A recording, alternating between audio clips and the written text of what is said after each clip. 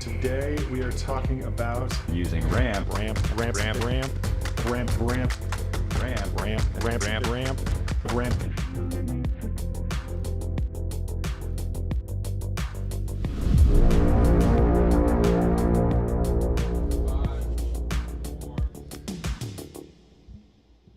You're watching TBPN. Today is Friday, April 25th, 2025. We are live from the Temple of Technology, the Fortress of Finance, the capital of capital. Oh, I was in a particularly brutal board meeting with a venture capitalist.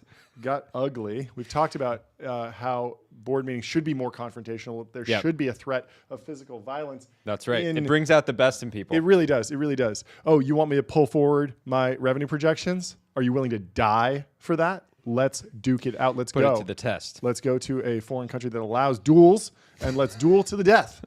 This is the future of technology. Technology is not for the weak. Big opportunity for Praxis is enabling duels. Yes. Right? Yes. Many people would like to duel. I completely agree. But they don't have the legal framework to really do it here in America. There are, I have looked this up before, there are countries where you can go and duel to the death legally. It's a little complicated. You got to fly out there. You have to get some permits, but you can do it. It does exist. And maybe we should bring it back. You never know. It would certainly make tech more interesting. It would make our job reporting on tech more interesting.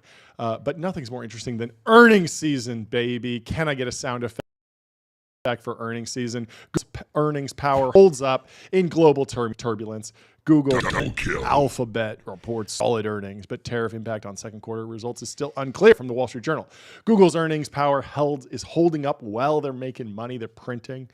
They reported operating income of $30.6 billion for the first quarter on Thursday, solidly beating Wall Street forecasts of $28.7 billion. Revenue rose across the company's business units, but was largely in line with analyst estimates. Capital expenditures reach a record $17.2 billion in the quarter. Let's hear it for CapEx. We're going to be training bigger models. Manager mode. Manager mode, for sure. Sundar might be goated. He might be goated. He might be he back. Might be goated. He doesn't do People a lot of started shows, counting him doesn't out. do a lot of media. He's starting to go direct. He's starting to post on X a little bit more. Yeah. People were saying if he resigns, does the stock pop?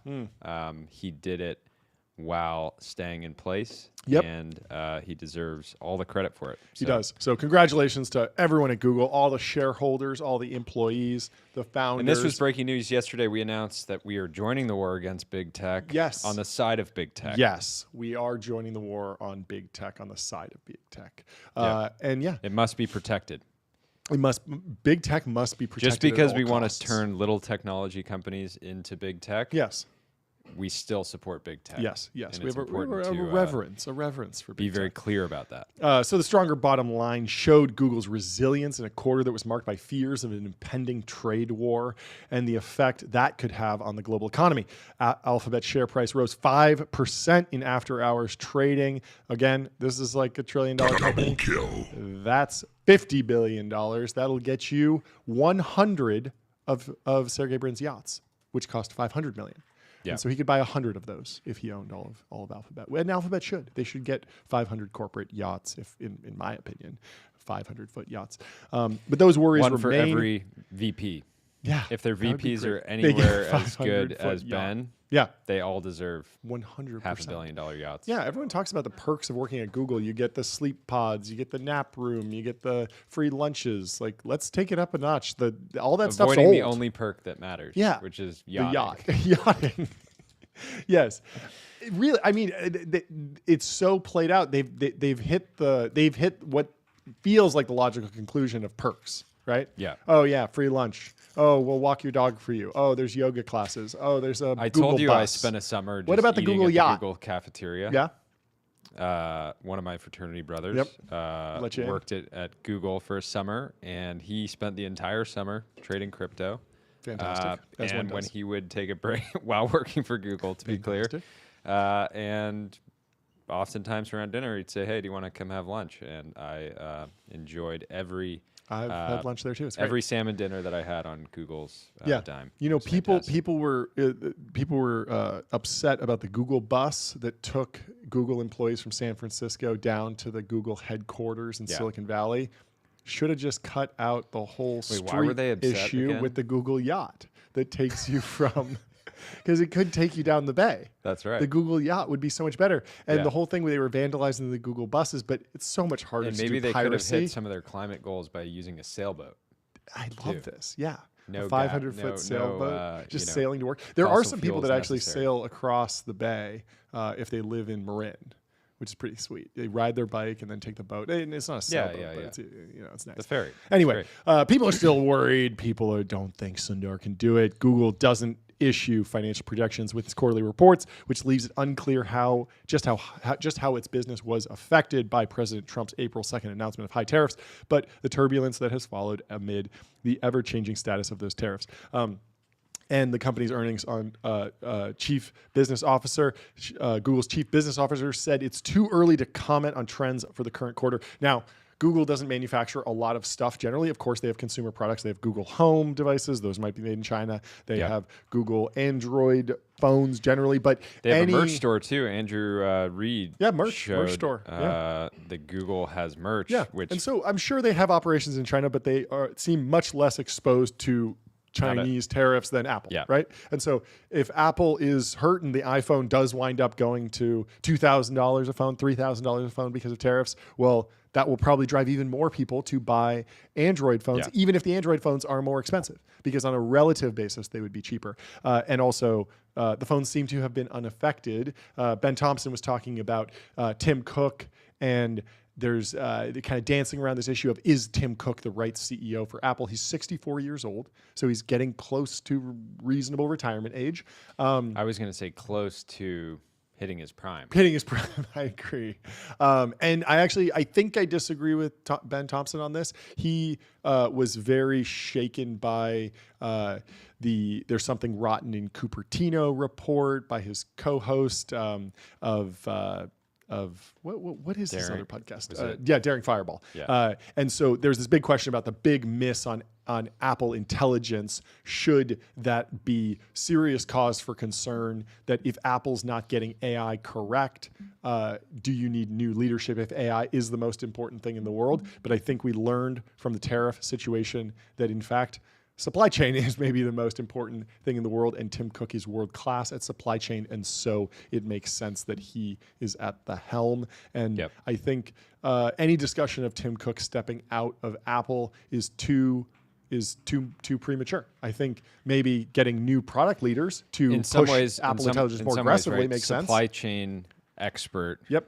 At a point in time where we're dealing with really complex tariff policy and uncertainty, he's the perfect guy to be at the helm right now.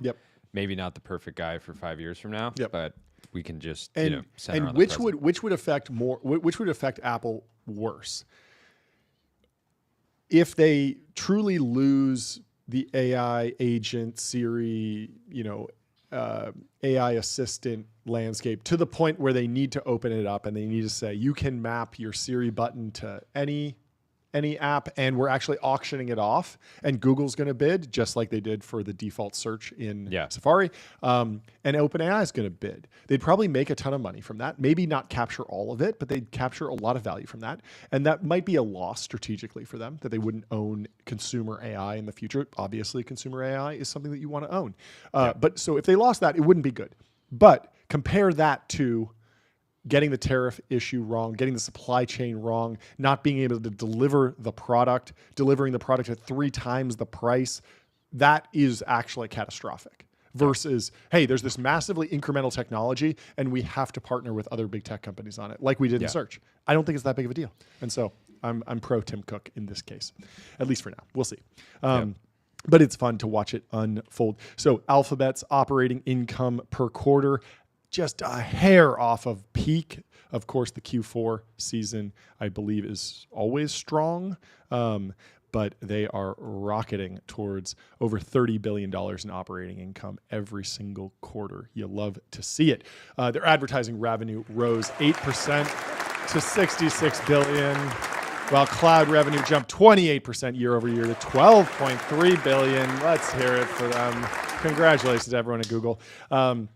Both were decelerations from the growth rates seen in the fourth quarter, but Google isn't blinking in its plans to invest aggressively in generative AI. The company maintained its plan to put $75 billion towards CapEx this year, more than double its annual average over the past 5 years. Of course, there's an acceleration there. The business has grown a lot, and they are risk on. Correct.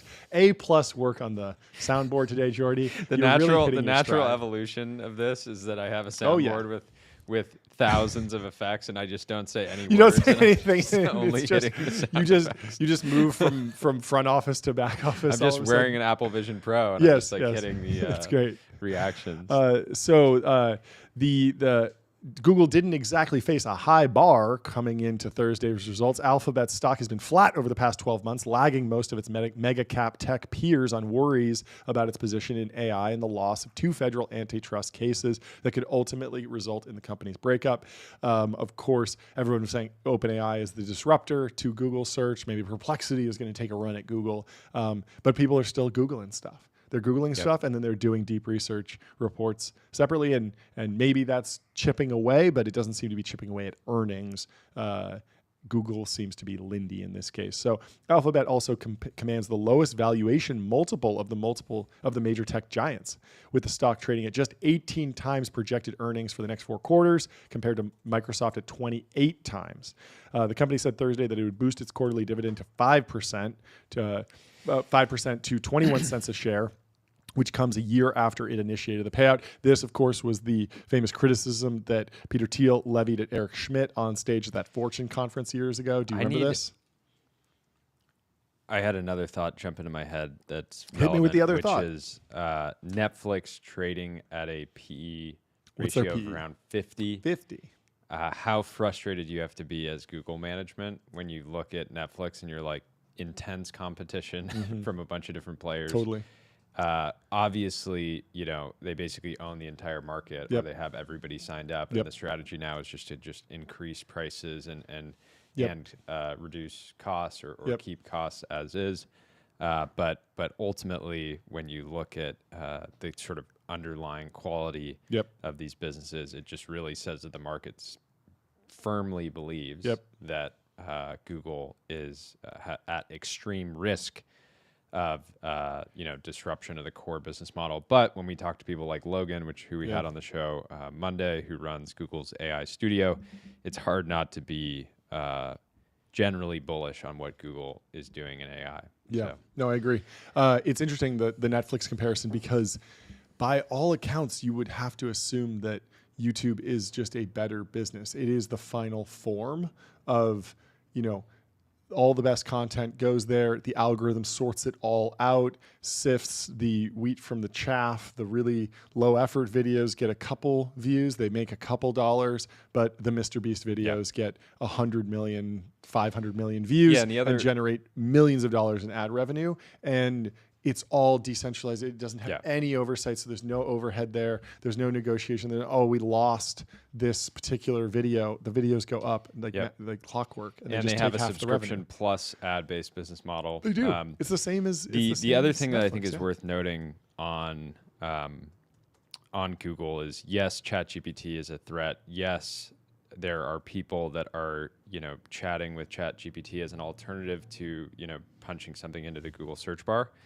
But I look at it much more in the context of, TikTok and Instagram. Yes, TikTok, has taken away sort of usage from Instagram and other Meta products, but it certainly didn't kill either of them, and they've still been able to find growth there. So, well, speaking of Google's ad business, they're making tons of money running ads. We're making money running ads, and you can make money running ads on AdQuick. Out-of-home advertising made easy and measurable. Go to adquick.com. Let's kick it over to Intel. Intel cuts outlook, says layoffs are in store. You hate to see it. The company posted a quarterly loss on Thursday. They are the old guard. I think Intel and Google both raised money from Kleiner Perkins, I'm pretty sure. Maybe Sequoia's in both of those, but similar venture capitalists, very different stages of life as big tech companies. The company posted quarterly loss on Thursday and gave a weak revenue outlook, said it would lower its operating expense target this year by $500 million and would reduce it by a further $1 billion next year. This is on the tail of new chief executive officer Lip Bhutan beginning a turnaround effort. And we are excited to see what he does and how many pages he takes out of Stratechery printouts, because Ben Thompson has been playing armchair quarterback for the last decade. And maybe it's time for Intel to implement some of the Ben Thompson playbook. Not a bad idea at this point. Tan said to a letter in a letter to employees that layoffs would start this quarter and continue over several months, although he didn't quantify how many employees would be affected. That's pretty rough. That's just brutal like, for hey, the team. Some people are we're going to be doing layoffs over a few months. I mean, I guess it's like no surprises and, hey, this is going to happen, and maybe you telegraph it early. They're also reducing capital spending by $2 billion down to $18 billion in total CapEx. They're getting into for this entire year. I mean, now they're spending less on CapEx than Google is spending per quarter. They spend less in a year than Google spends in a quarter. And it's like their whole business should be CapEx, in my opinion, since they should be a fab mostly. But of course, they also invest in design of semiconductors as well. And so there's been a slowdown in a gigantic manufacturing expansion undertaken by Tan's predecessor, Pat Gelsinger. Finance chief said tariffs were affecting the company in two ways. Customers rushed to buy electronics in anticipation of the tariffs, contributing to higher than expected revenue for the quarter. But looking ahead, he said costs would increase and the market would contract as consumers and businesses face an uncertain economy. And Intel's stock dropped by about 7% in after-hours trading. The revenue was flat. We are so far from the rumors last year that Elon was in the mix to potentially buy Intel. Yep. That felt Global like Foundries, such a great timeline to be on. I still think it would have been so cool if the CHIPS Act was basically just structured as a debt financing for an LBO and take private of Intel with Elon at the helm. I think that could have been a really, really great ending, and it would be so much less. It'd be very easy for people to rally around from an American perspective, because it's so much less controversial than, oh, what's going on X? It's the public square. Is it left wing? Is it right wing? Like, this culture war effort is regardless of where you stand on the issue, it's clearly causing friction between Americans. Whereas if you get Elon and he's just off making semiconductors and the semiconductors are getting cheaper, it's like, who is this, a left wing or right wing issue? We don't even know. It's like, yeah, he's cutting some jobs there, probably making it run more efficiently, but ultimately the goal is cheaper semiconductors. I think that's something everyone can get behind.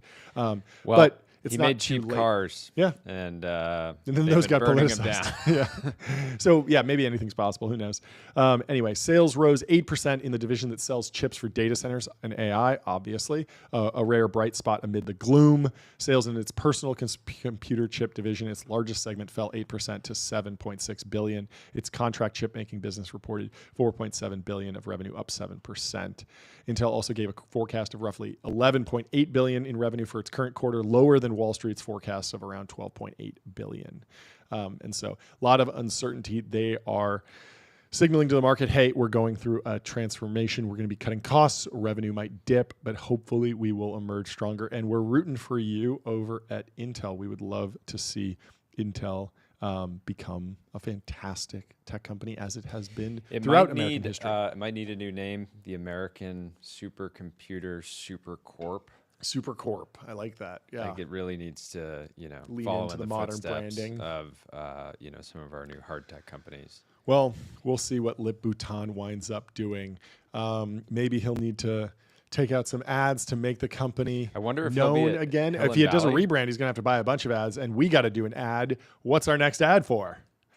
Bezel. Oh, fantastic. We've done some risk checks on various semiconductor CEOs. We've seen Lisa Su over at AMD rocking a Rolex. She's a collector. She's a collector, to say the least. Lip Bouton. I know you're listening. Get on Bezel. Pick up a watch. Go to getbezel.com. They got a bezel concierge for you, Lip. If Lip is not at Hill and Valley, that is bearish. He should get out there to DC. So, hopefully he's there. We'll talk to him. He should be wearing an FP Journe. Yeah. Or Richard Mille. That's right. A one of one. A one of one. A piece unique, ideally.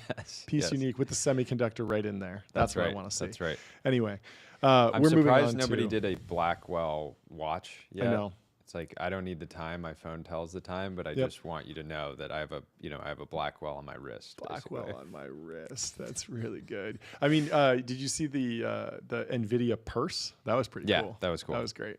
And so someone took a NVIDIA GPU and turned it into a purse that you can purchase for the technology sister, for technology girlfriend or wife. Great gift.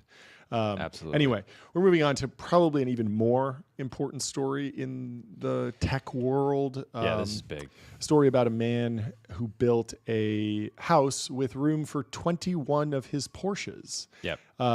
He actually had one house. I can't tell you how many people sent are this in to this. us. Yeah, are in this scenario.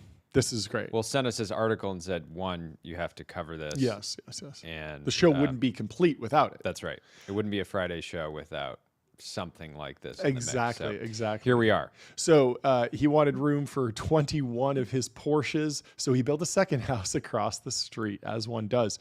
Near Palm Springs, California, architect Stephen Harris spent millions designing a modern house equipped with an underground garage of his sports cars. He's a highly successful architect of houses and apartments, and his husband, Lucien Rees Roberts, a prodigious interior designer, which we'll get into later. The interior design game is fascinating. There's trade deals happening all over the place. Big deals. They spend most weeknights, and the lifestyle of these two bros is top notch. So they spend most weeknights in an elegantly appointed loft in Manhattan's Tribeca neighborhood. For weekends, they have a house called Galloway Hill. Always a good sign when your house has a name.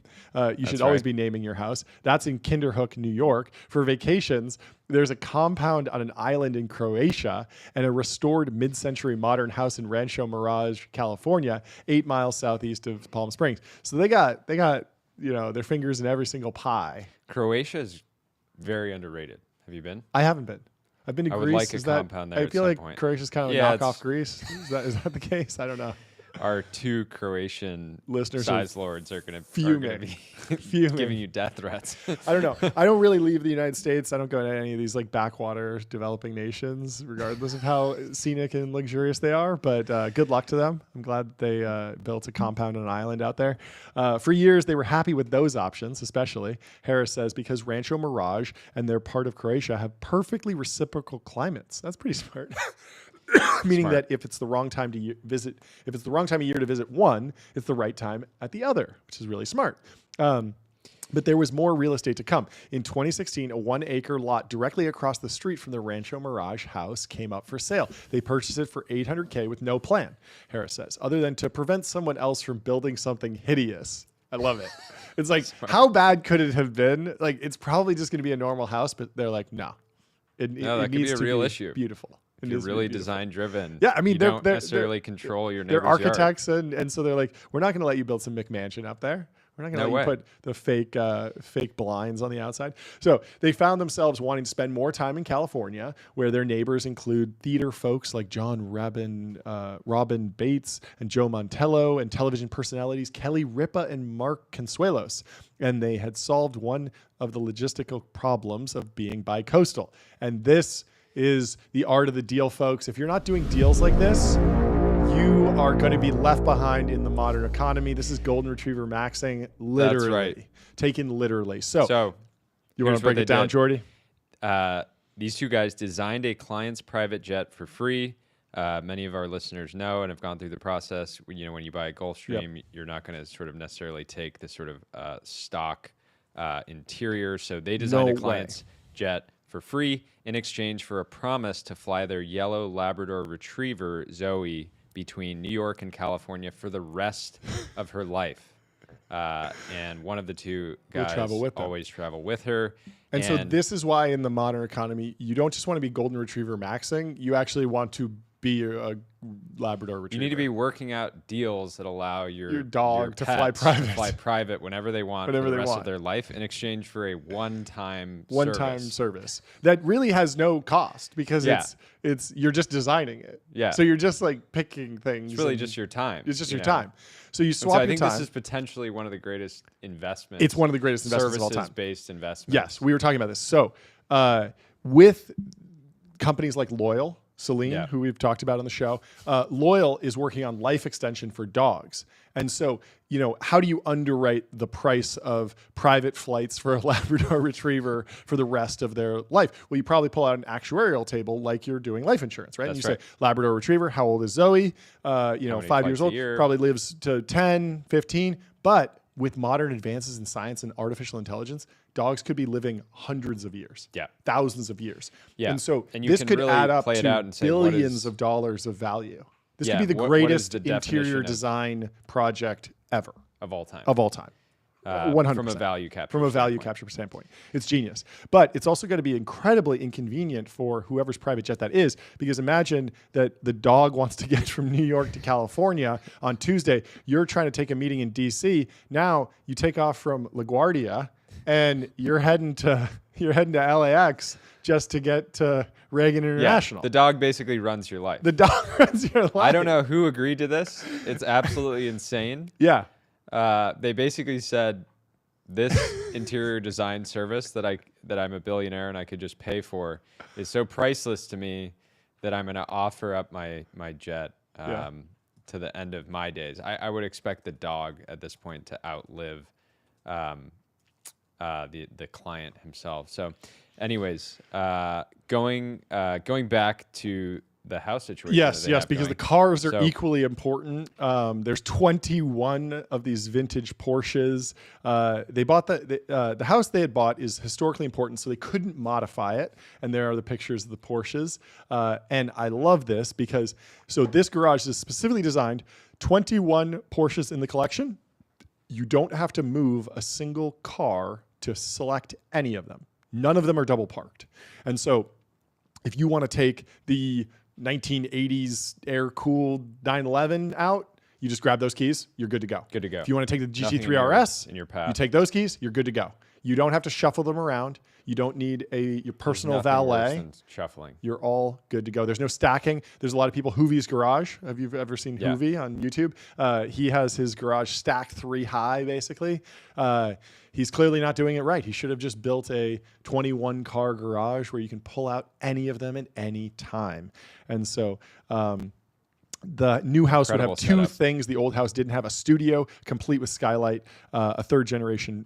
Reese Roberts is a third generation painter, and he would be painting in the studio with a skylight, and an underground garage where Harris, a serious collector of vintage Porsches, could store 21 of his favorites, all 911 RS models made by the company from 1973 to 2024. Wow. So it's the 911. I guess it's the 911 RS every single year.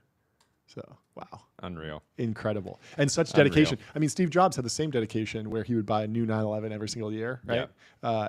But I mean, I guess he would rotate that. I was in the Middle East once and got to see a private collection, and the collector had basically around 10 full-scale warehouses on his property. Yeah. And he would not just get, a Range Rover every year. He would get every color that they made it from the manufacturer in that year. So it was literally like a rainbow collection where you'd walk into one of the warehouses and it's just every single color of car in that year. And then he would do it for the next year. He'd do it for Range Rover. He'd do it for Land Rover. Wow. He'd do it for Ferrari. Yeah. So that's true wealth, because the depreciation on a Range Rover is insane. Unlike some of these Porsches. Some of them do pop. But So in the new house, he can slip away to a studio when he wants, and Harris is able to keep more of his 50 prized vehicles in California, where he likes to take them out for early morning jaunts. He said he drives every one of his Porsches. We'd love to see a car collector Fully who committed. puts miles on the cars, doesn't just keep them in the plastic. You got to be dailying your Countach, your LM002. I mean, it's fun. It is a funny dynamic. Daily your supercars. If you have 50 cars in your collection, it's actually hard to put a meaningful amount of miles. Oh, totally. Sort of spreading the love. Of course. And I mean, it's not like he's taking them to LA. He's probably just driving them around the neighborhood. Full-time mechanic. Like having a collection, once you get into that range and above. Yep. You Jay Leno has like a whole team just for registration, because there's new registration like every year. Well, you have 50 cars that every single week you're doing registration stuff. It's crazy. So even just one of his Porsches, the 1984 911 SCRS, he's been offered more than $3 million for. He said no. He said, I'm dailying it. Yep. So they have no plans to live in the Palm Springs area until they helped they had no plans to live there until they helped a couple of friends locate and renovate a house at a country club. And then in 2015, they heard about a house for sale and decided to buy it after admiring its mid-century modern forms on Google Earth. They later learned it was designed by the prominent Palm Springs architect Donald Wexler. When they renovated the 1957 house, they returned it as closely as possible to the original appearance. A reverence for the classics. This guy seems like the man. The new house is across the street is more than just luxury for the two men. It embodies everything Harris has learned in more than 40 years of designing gracious modern residences. Everything Rees Roberts has learned from furnishing them, almost always with a mix of important vintage pieces and items of his own design. The two men work together on about 3/4 of their projects. Each also accepts separate commissions. I love that. It's like, we'll work together, but you're paying us both. It's not a package deal. And also, our dog's going to fly private forever. Mogged. It's the best. I love the journal for profiling these people. You just, where else would you find this story? From the outside, the house is deliberately unimposing. There's no fence. The pool doesn't require one because the whole country club is fenced. Harris explains. Rees Roberts and his landscape design partner, David Kelly, added topography to the previously flat site to match that of the golf course. They even gave the pool the shape of one of the course's nearby water hazards. The result is that the adjoining fairway seems to continue right to their front door. The club thinks of it more as a golf course, and we think we have more lawn. Interesting. More golf. The club thinks of it as more golf course. Trade. We think of it as we have more lawn. Just don't do a long, sort of phone call pacing around the backyard. You might smacked in the head. I like this. He calls it visual borrowing. And so when you blend your backyard into the golf course, it just feels like your backyard extends endlessly. Very, very cool. Inside, the house is light filled thanks to the oversized windows. To complete the landscaping, they splurged on over 100 palm, olive, and fruit trees at the cost of more than $300K. You love to see it. He's 72 years old, and he designed a lot of the furniture himself. Fantastic. Cool little backstory here. Harris says, I don't think of myself as rich. During his childhood in northeastern Florida, he says it was hard for his parents to scrape together his high school tuition of $700. Some nights were spent flounder gigging, a method of fishing that involves wading in knee-deep water with a car battery in a wash tub. This is amazing. And you're building a ChatGPT wrapper, and you think you're scrappy. This guy this is different undefeated. level. From flounder gigging to every single Porsche 911. He says, I got to repeat this. A method of fishing that involves wading in knee-deep water with a car battery in a wash tub attached to a tractor headlight on a pole. Can we get the founder mode sound? Founder mode. It's so good. So he went to architecture school at Princeton on a full scholarship, and then 34 years he lived in a rent-stabilized loft on Harrison Street in Tribeca, where the rent never went above $300. That's so insane to be pulling in like millions of dollars collecting. Like, oh yes, every single new Porsche 911 RS I buy, and my rent is $300 a month. $300. The landlord eventually asked him to leave, but also hired him to convert the building into condos, among other things. He created a brand new penthouse that sold for over $18 million. Wow. Rhys Roberts grew up in England and spent summers in the Spanish artist colony, where he was fascinated by the work of Peter Harnden, an American architect who was modernizing old fishermen cottages for expats. He had undergraduate and graduate degrees from University of Cambridge. The two men working together in 1985, they married in 2013. Together, Stephen Harris Architects and Rhys Roberts and Partners have about 40 employees. What a small organization to create such a fantastic outcome. That's how many can fit in their Manhattan office buildings on Chambers Street, which is right across from the street, right across the street from their loft. So the men don't plan on letting their firms get any bigger. While pouring millions into the new Rancho Mirage house, Harris says, "My biggest fear is that we would like the old house better. But according to both men, that hasn't happened. The new house owes a lot to the old one, but it works much better for us." You'll love to see it. Fantastic. And, in that house, what type of bed should they be sleeping on? I think they should be sleeping on an 8 Sleep. Nights that fuel your best days. Every 8 Sleep guarantees an overnight success. They have an overnight success guarantee. So go to 8sleep.com. Clinically backed sleep fitness. And let me guess, John, you don't even want to look at your sleep Oh, have you seen the new app, by the way? They shipped it. The new 8 Sleep app is actually incredible. You should download it if you have an 8 Sleep. Make sure you're updated. I think it's a way better design. I got a 91 last night. Not bad. I got a 96. 96, of course. And we were just texting with Brian Johnson. Brian Johnson. He's coming on the show in a little bit. And I sent him my sleep score from yesterday, and he said, "Great job." So, Brian Johnson, is that the Liver King? No, that's the other. That's the other Brian Johnson. There's two Brian Johnsons. Yes. Oh, that's right. That's right. Well, we should have them both on. The Sleep I would love King. to have the. I would love to have. The Yeah, Liver King you on. would love to have the Liver King on. Yeah. But having Brian Johnson. When you posted that, I was like, "This is the most dangerous post you've ever shared," because he is normally so critical, and I was like, "He's going to roast you for not being at 100." And you, I mean, were I like hit proof it. of work. Was it No, 100? It was 100. Oh, it was 100. Yeah. But I had a feeling that's that like he a would normal dig thing into. for me, Yeah. That's not like a, I thought he would dig into one of the sub metrics and be like, secretly, you're going to die tomorrow unless you change everything, because he's normally just like so on top of it. He can just rip us to shreds once he's on the show, but it'll be entertainment. Good. Yeah. Anyway, let's move on to another story in the mansion section of the Wall Street Journal. This is John's favorite section, by the way. This is the highlight of my week. Gene Simmons of KISS lists his Beverly Hills house for $13.995 million. He's giving it away. But this is why it's funny. So he says he listed the house, but he's not going to sell to just anyone.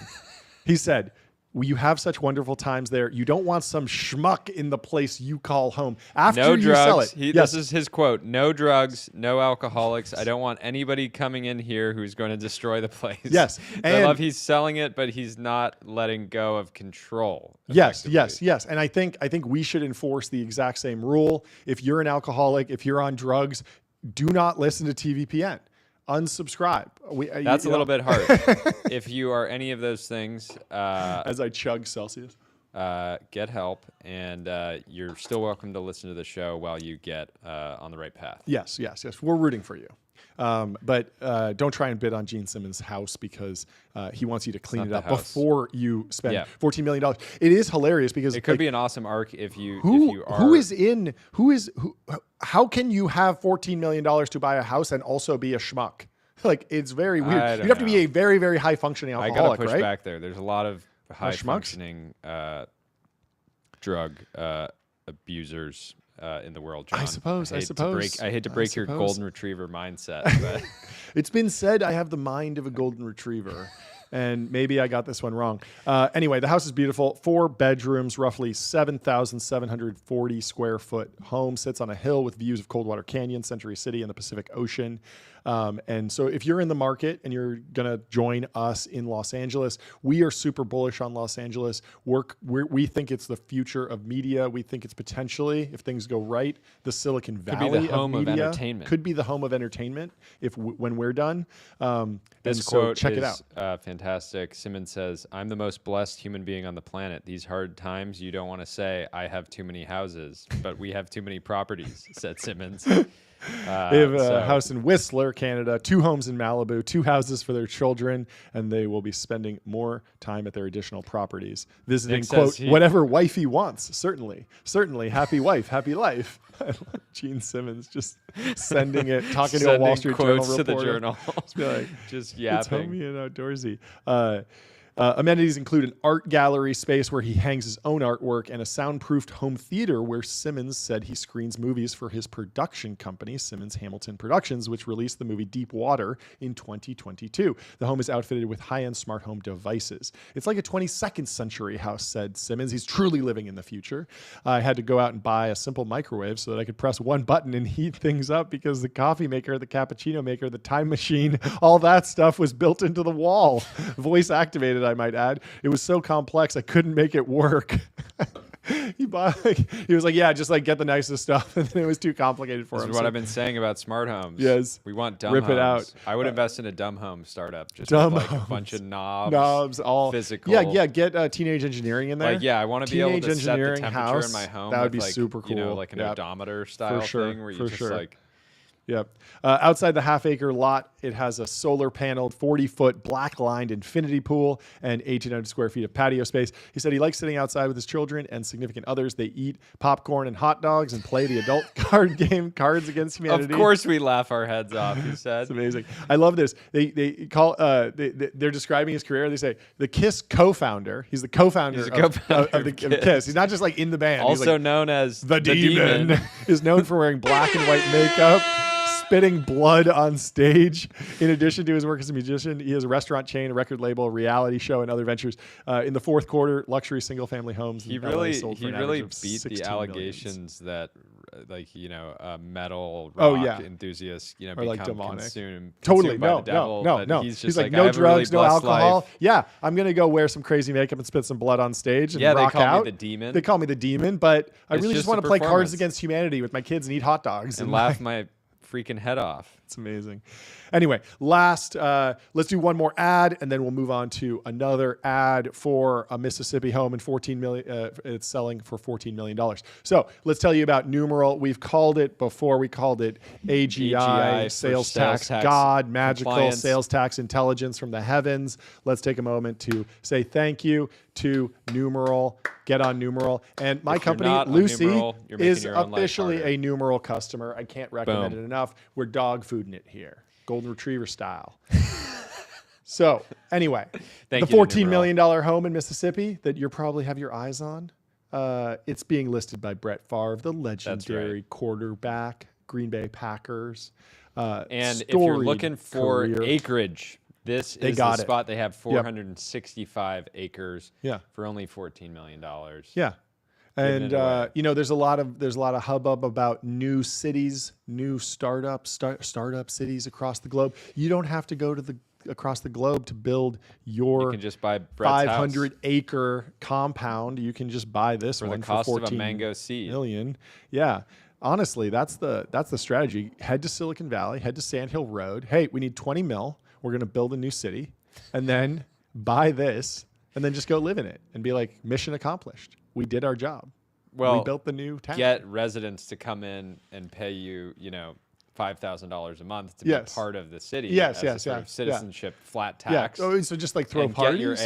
Basically get your ARR up, you know, into so it's not well into the 7 figures. So it's not a complete fraud. Yeah, and then I imagine you could do a lot of other things. So Brett Favre is 55 years old now. He's the star quarterback. Played 16 seasons with the Green Bay Packers, followed by 1 with the New York Jets and 2 with the Minnesota Vikings. Wow, 19 seasons. He was in definitely the NFL. sleeping on an 8 sleep. Oh yeah, for sure. Early prototype, I would imagine. He retired in 2010 with 1 Super Bowl ring, and he joined the Pro Football Hall of Fame in 2016, just shortly after retiring. Pretty great. He grew up in Mississippi, and they used this roughly 465-acre property called Black Creek Farm, another named house. We love named houses on this show, as a primary residence since the late 1990s. And there's a little bit of interesting history here about how they built this up over the last 20 years. And so the parcel was undeveloped when Favre bought it, said Callahan. Among the first things they built was was a structure with horse stables. We've been seeing a lot of folks in the technology journalism industry get into building horse stables because of all the generational wealth. And then a lot of post-exit founders also now following in the footsteps of the technology journalists, getting into equestrian, dressage, et cetera. And so he built a structure with the horse stables on the first level and guest house on the second level. So smart. Yeah, this is top tier. This is the playbook, exactly. Yeah. He's run top tier plays for Green Bay. Now he's running top tier plays in the real estate market. And so they lived in the guest house while building the gated main home. That was 20,000 square feet, a very reasonable number. That was completed in 2002, and then they built another house, 5,000 square feet for the mother-in-law. You'll love to see it showing love to the rest of the family. Do you think this ends up getting a premium? I mean, to put the price $14 million for the 465-acre estate, that's only 329 Tesla Model 3s, which just feels very low to, buy the home of a former Hall of Fame. Yeah, but for the same price, you could also get the Demon's house. You can get the Demon's house. Can we get the Ashton Hall sound? The Demon's house is available, but also this. I mean, these are really. But also, Brett Favre's house is somewhere out there. As well. Somewhere out there, somebody's gonna basically make a call. All right, I have $14 million to spend on a home. Yeah, which one are you going with? with? The Demon or going to Mississippi? Yeah. Brett Favre has a nickname, but Pat McAfee got in a lot of trouble for calling him this. Do you remember this story? He called him the Sticky Finger Bandit. Because of some legal trouble that Brett Favre got into, but Brett Favre denied any wrongdoing, and the case is ongoing. So we will not be calling Brett Favre the Sticky Finger Bandit. But I love these nicknames. I love that we can say the Demon. I don't know if I want to call Brett Favre the Sticky Finger Bandit because I don't know anything about the case, and I don't know if he's guilty. You don't know anything about sports, John. I don't know anything about sports, honestly. You thought UFC took place in a circle. I did. But I've learned a lot more, and I love the United Fisticuff Championship now. I'm a huge fan. I like the punching. I like the kicking. I like everything else that goes on in the hexagon. Anyway, moving on. By the way, property we have, has 2 ponds. Bo Nickel's going to be calling into the show early next week. He's got a big fight on May 3rd. I already have my questions ready. I'm going to be like, which one was better, UFC 375 or UFC 524? I've been doing the deep dives. I'm going to get the answer from him. I'm going to have him break down the greatest moments of the last 1,000 UFCs and tell us how it all works. So this house has 2 ponds, one spanning roughly 3.5 acres and the other spanning 2 acres. Those are pretty big ponds. Favre enjoys recreational hunting on the property. That's pretty cool. Has an array of wildlife, including white-tailed deer, wild turkey, and dove. It's so easy to tell when you get so into a story that you're like, okay, actually, we need to go back. You can't just leave us talk hanging about this here. home and not talk about the ponds. Anyway, speaking of Favre, let's do an ad, and then we'll tell you more about the NFL. We'll bring it back to Netflix. So, Polymarket. Get on Polymarket. We're going to be doing a Polymarket deep dive later in the show. Stay tuned for that. We're reviewing the top 8 Polymarket markets that we are tracking in technology. Anyway, the information has a deep dive. When I think of the information, I think of sports. And so that's why we're going to be talking about this article today. Yeah. I'm very excited. People often call the information it's like the TechCrunch of sports, right? Yeah. The NFL loves Netflix, but does Netflix want to love the NFL? The assumption has been that the streamers will need sports as much as the leagues need the streamers. The reality is more complicated. We talked about F1, U.S. Same thing. Trying to sell the U.S. television rights to Netflix. Netflix kind of balking at the price and saying not interested. Who knows? A deal could still happen. But it seems like there's a mismatch between the league's expectation from a pricing standpoint and what the streaming platforms are willing to pay, given, again, that they're sort of at like peak market saturation. There's babies are being born that will someday sign up for Netflix.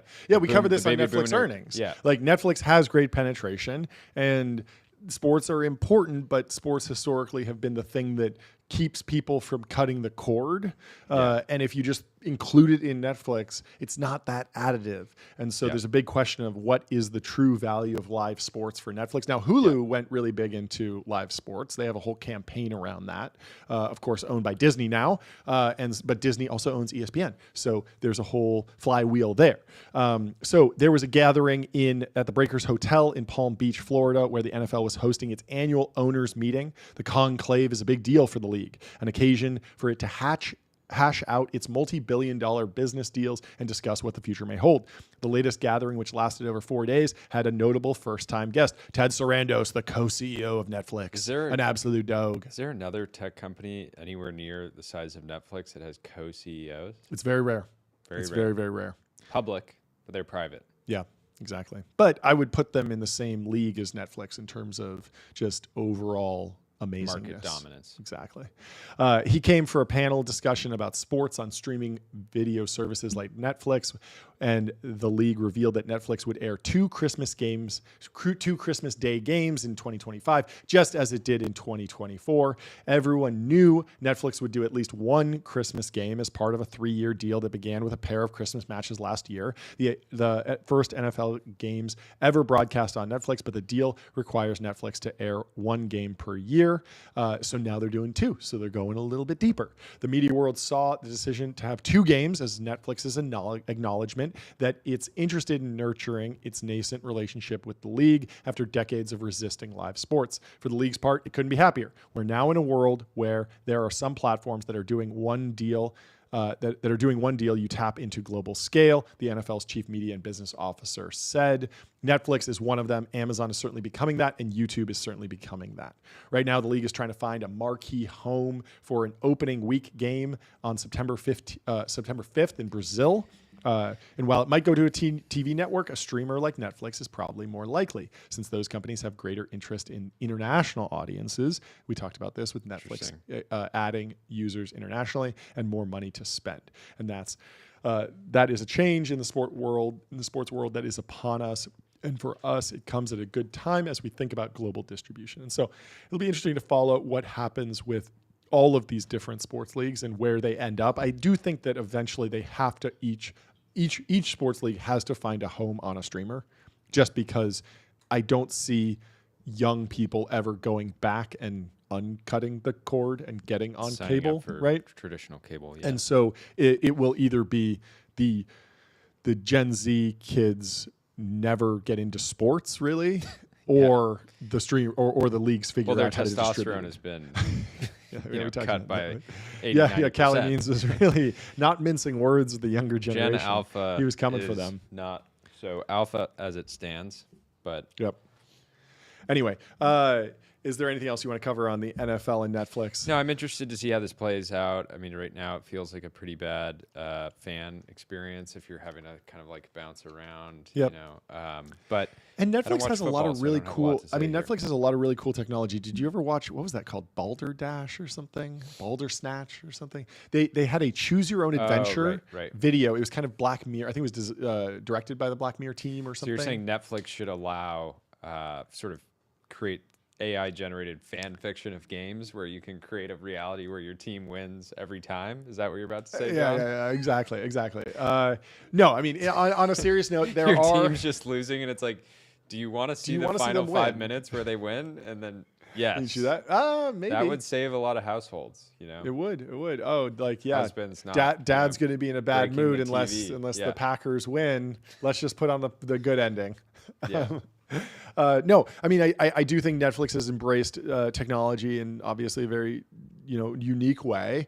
And there are interesting things that you can do over a streaming platform that you can't do over the air. And so that's things like letting the user choose the camera angle, letting the user choose, even subtitles, dubbing, these different things. I made a YouTube video a couple of years ago about how, with the advances in artificial intelligence and wave to lip, which is an AI model that remaps the lips of to a waveform. I think this is what Tyler used to make Delian speak Chinese yesterday. Can we pull that video up? Yeah, can we pull up the Delian speaking Chinese on TBPN? And yeah, drop it in the bangers tab.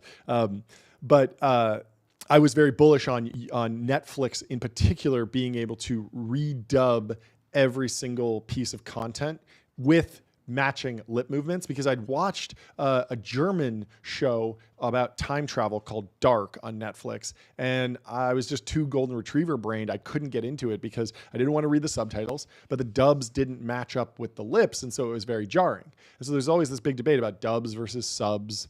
Are you dubbing the words over, or are you using subtitles?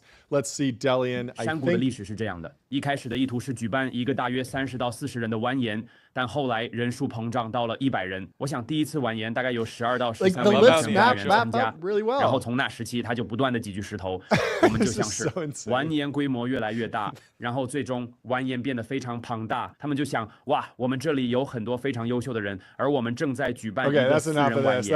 我觉得公众会对这些人和在公共。It's really funny when he gets to like the ChatGPT thing too, because he keeps like not it doesn't translate those All words. I have to say, Delian, 我很喜欢啤酒. Let the audience figure out what that means. Yeah. And so I was really bullish on Netflix basically doing exactly that, what Tyler was able to do probably in an hour.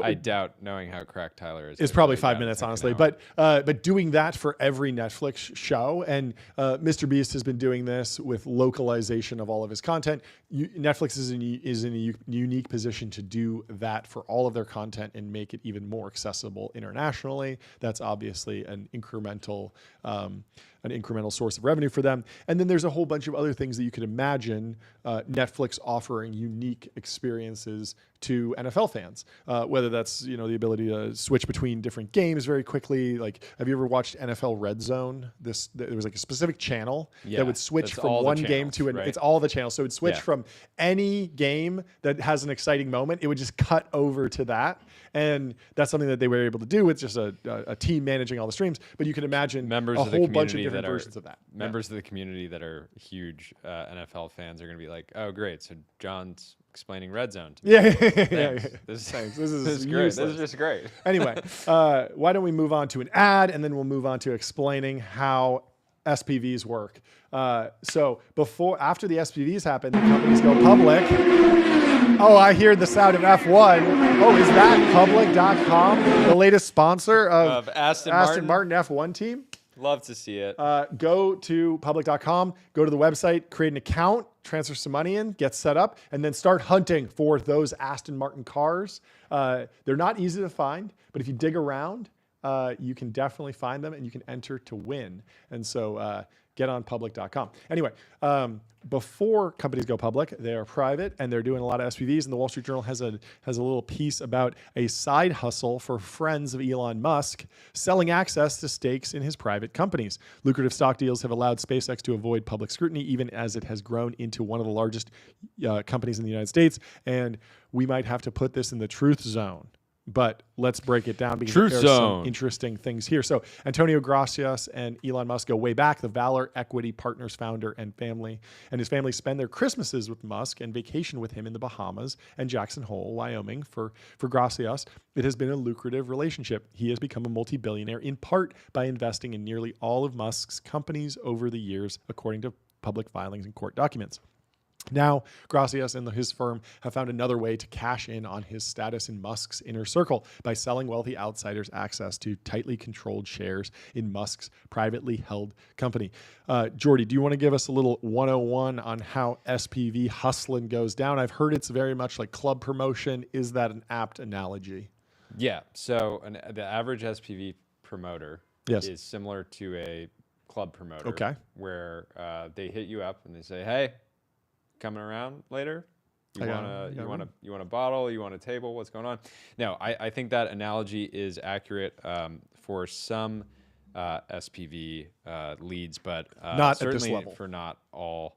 Not for all. And yeah, I just thought this the attacks are continuing to rain down on Elon from all over the internet. Yes. And I thought the idea that the dynamic that's happening here is a very similar dynamic to what happens at pretty much every single private company. Yep. In which management teams and CEOs prefer to fundraise from people that they have long-standing relationships with, oftentimes personal relationships with. And so nothing about this article should be surprising. I mean, I think that, again, over time, people have joked about the idea of I'm an investor in SpaceX, and you're an investor in sort of like layers SPVs with high fees, and ultimately the SpaceX has performed so well that you're still up massively unless you were really, really layered. Totally.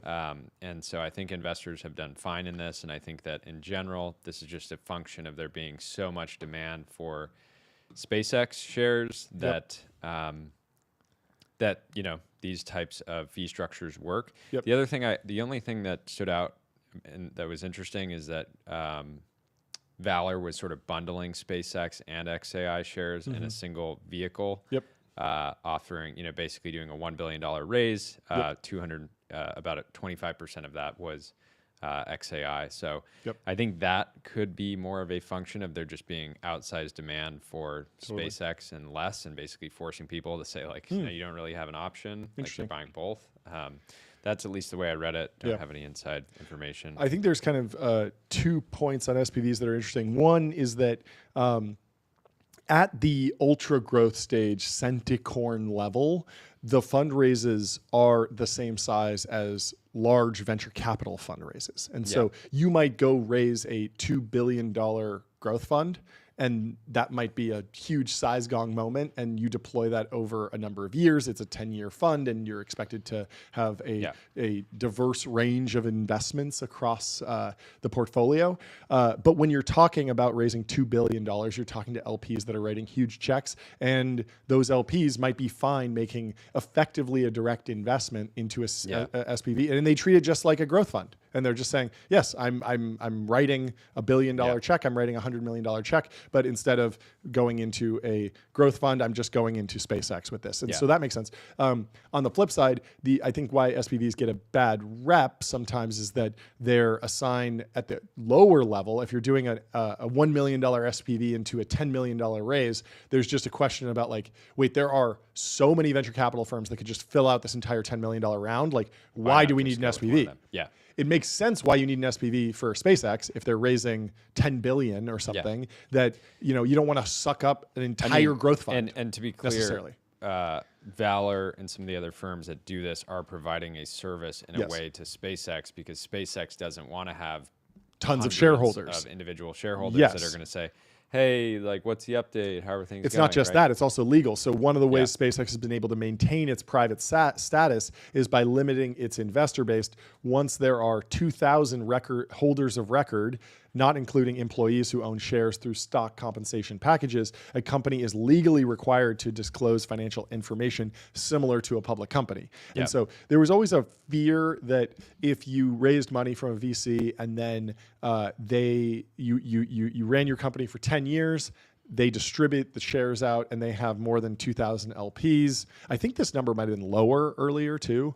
But if they distribute to their LPs and you wind up with 2,000 holders of record because you've done so many different raises and so many different party rounds that you wind up with 2,000 holders of record, you could be running a small company that now has to disclose financial information similar to a public company. That could be very problematic. And so SPVs have always been a way to kind of tie a bow around a group of holders and then layer these structures. And I think that it's overall fine and doesn't seem like a big deal, but obviously it's of interest and newsworthy because SpaceX is an interesting company. Elon Musk is an interesting founder, and these deals often don't get exposed. What the journal doesn't mention is that even if these investors were just investing directly, SpaceX can't do general solicitation as a private company, and nor and the other factor is you still have to be an accredited investor even to invest in these SPVs. And in fact, I think these SPVs probably have much more firm accreditation checks than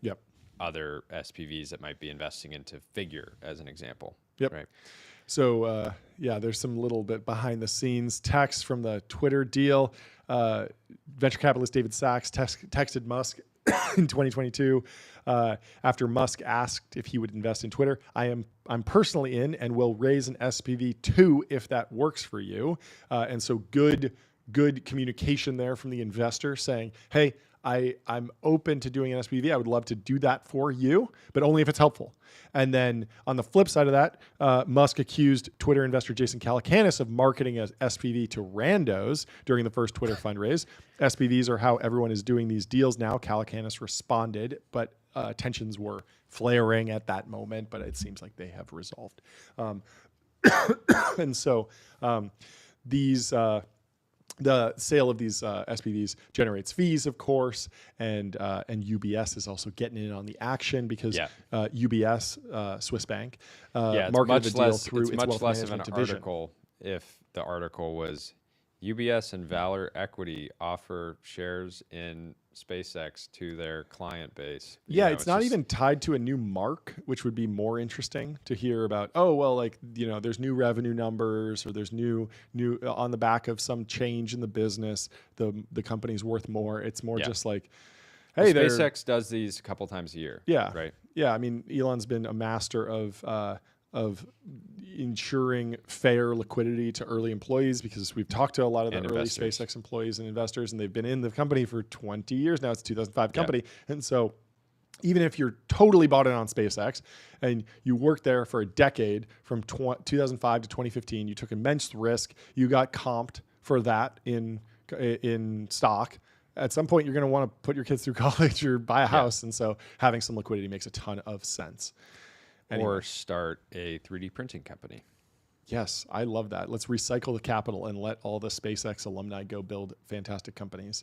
They're very, very interesting. Let's do it. They also profile Luke Nosek, SpaceX board member who worked with Musk at PayPal before joining Peter Thiel's Founders Fund in 2006. He and Musk remained close, sometimes attending game nights in Austin where they played Werewolf, which pits villagers against monsters, according to a person who knows them. Someone leaked to the Journal that they're playing essentially board games.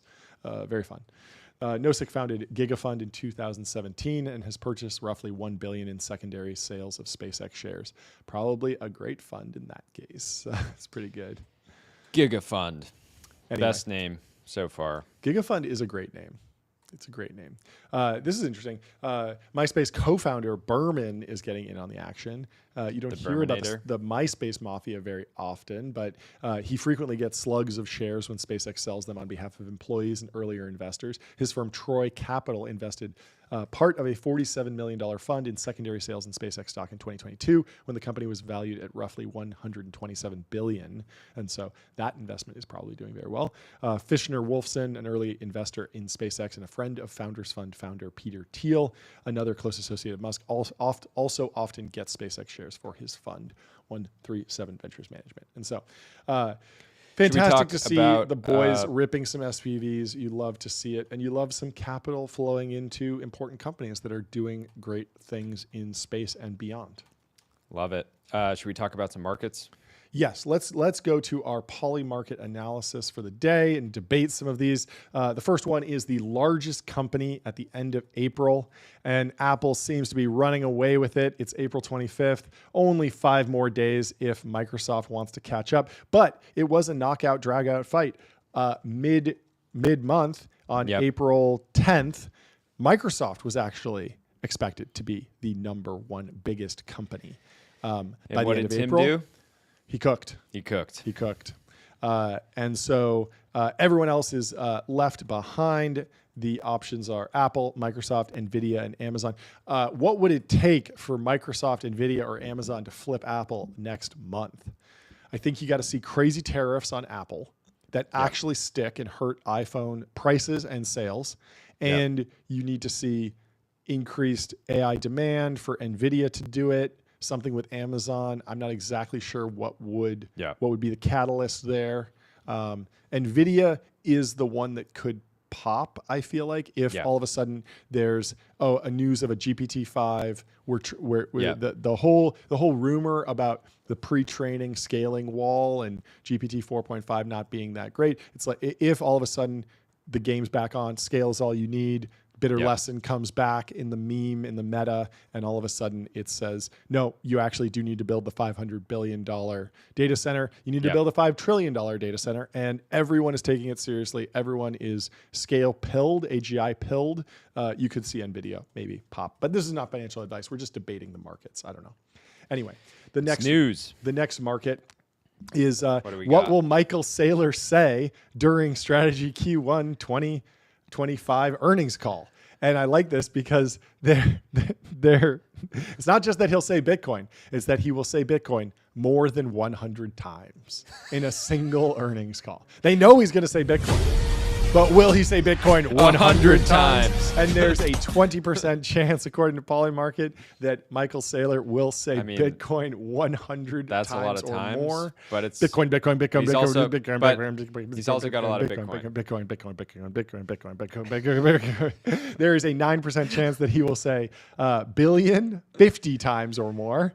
Crypto at 7+. I've actually, have you ever listened to a Saylor call? Strategy We should. call? Wait, is it no longer MicroStrategy? Is it just strategy? strategy? He dropped the micro. Dropped the micro. It's macro strategy now.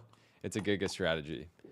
China is at 50%. Inflation is at 56%. Nvidia is at 34%. Lots of people getting on the action. Some of these are very low volume. Interest rate is just $374. But like if you go to strategy.com, by the way. Yep. It's just a bunch of it's basically a big ticker that just shows their market cap, their share price, their 6 month or their 3 month as return. It should be. It is interesting that he's stuck with it in the face of Bitcoin ETFs and wide Bitcoin availability. There was a big discussion for a long time of like how do the public markets get access to Bitcoin? Maybe MicroStrategy is just a wrapper around that. It's okay. But he's stuck with it, and so it'll be fun to see what happens with his earnings call. The next market is asked by us, actually, TBPN. Will ChatGPT reach 1 billion monthly active users in 2025? The volume started small. It's climbing. It's now at $76,000. You can go on Polymarket and express your the numbers have been kind of all over the board. Sometimes they talk about weekly actives. A lot of people like to look at SimilarWeb and other data sources for information. But ultimately, I think this will be such a significant milestone that they will come out and announce it. I certainly hope so. And I would like to, hopefully this market gets, it matures, and then hopefully people who interview Sam towards the end of the year will just ask him, like, hey, are you over or under 1 billion MAUs in 2025? Did you hit this milestone? And this does seem like a milestone that might. Yeah, and he said I think he said recently that somewhere around 10% of the world uses ChatGPT on a monthly basis. Yep, that's 800 million right there. So we're getting close. We're in hair's breadth. And this is just such an impossible number almost. Yeah, but you add another Studio Ghibli moment where it onboards a bunch of people. You just add more viral loops of sharing. Maybe they do the social network thing. And we actually do have more OpenAI news that we're tracking here. Will OpenAI acquire Windsurf before August? It's at a 52% chance sitting now. Lower 50-50 than I would have thought. Yeah. But again, the headline that was initially reported was not a confirmed deal. That was a publication kind of like front running something, and this happens before. It's very common for media outlets to basically get word that a deal is in the works and then just announce it. And it's not necessarily a done deal. Sometimes a term sheet hasn't even been signed. And so it can actually put a lot of we saw this with Wiz where there was rumors of an acquisition that happened earlier and they denied it and it wound up not happening. And there's been other times when companies it feels like they've maybe deliberately leaked news to kick off a fundraising round. There's a bunch of different things that can go on. Staying in the AI model race, which company has the best AI model by the end of June 30th? Google is at 45%. OpenAI is at just 25%. And it's a little bit odd because the reviews of GPT-03, 4.5 have been remarkably good. Well, and this is June 30th, to be clear, not April 30th. So, sure. So we're 2 months out, and you get a little bit of like a yield curve when you compare these different time periods. And so a lot of it's driven by when developer conferences happen, when new releases are expected to happen. So if Google, for example, has Google I/O in mid-June, and you know that they're going to drop something then, well, it might be a new model. Well, they might just also, blow out the benchmarks. Meta is sitting at 2% right now, and you know that Zuck is just absolutely fuming every single day, not having the best model. Especially since this is based mostly on benchmarks. I don't think this is based on vibes. Vibes, of Certainly course. not based Although on some vibes. of the benchmarks are kind of vibe-based, like LM Arena seems to be like a measure of vibes, kind of. But it's a big market, over almost $1.5 million in volume on the Poly market for which company has the best AI model on June. Yeah, it's interesting to just watch the graph and you just see like, okay, on a longer time horizon, it just becomes very unpredictable, who's going to actually be in the best spot. Well, we have the CEO of Linear coming in. Let's bring him in. Is our most recent partner. What's going on? How you doing? I'm good. Thanks for having me on the show. Of course. It's great to have you. It's great to have you a partner on the show as well. It's fantastic. Yeah, I've been like following you guys along from the very beginning. I think like you really have like an interesting concept, and like I think like some people are going for the 3-hour podcast, but I think like I like you guys are going for the more like shorter content as well. 3 hours a day. There's something for everybody. Yeah, it's fantastic.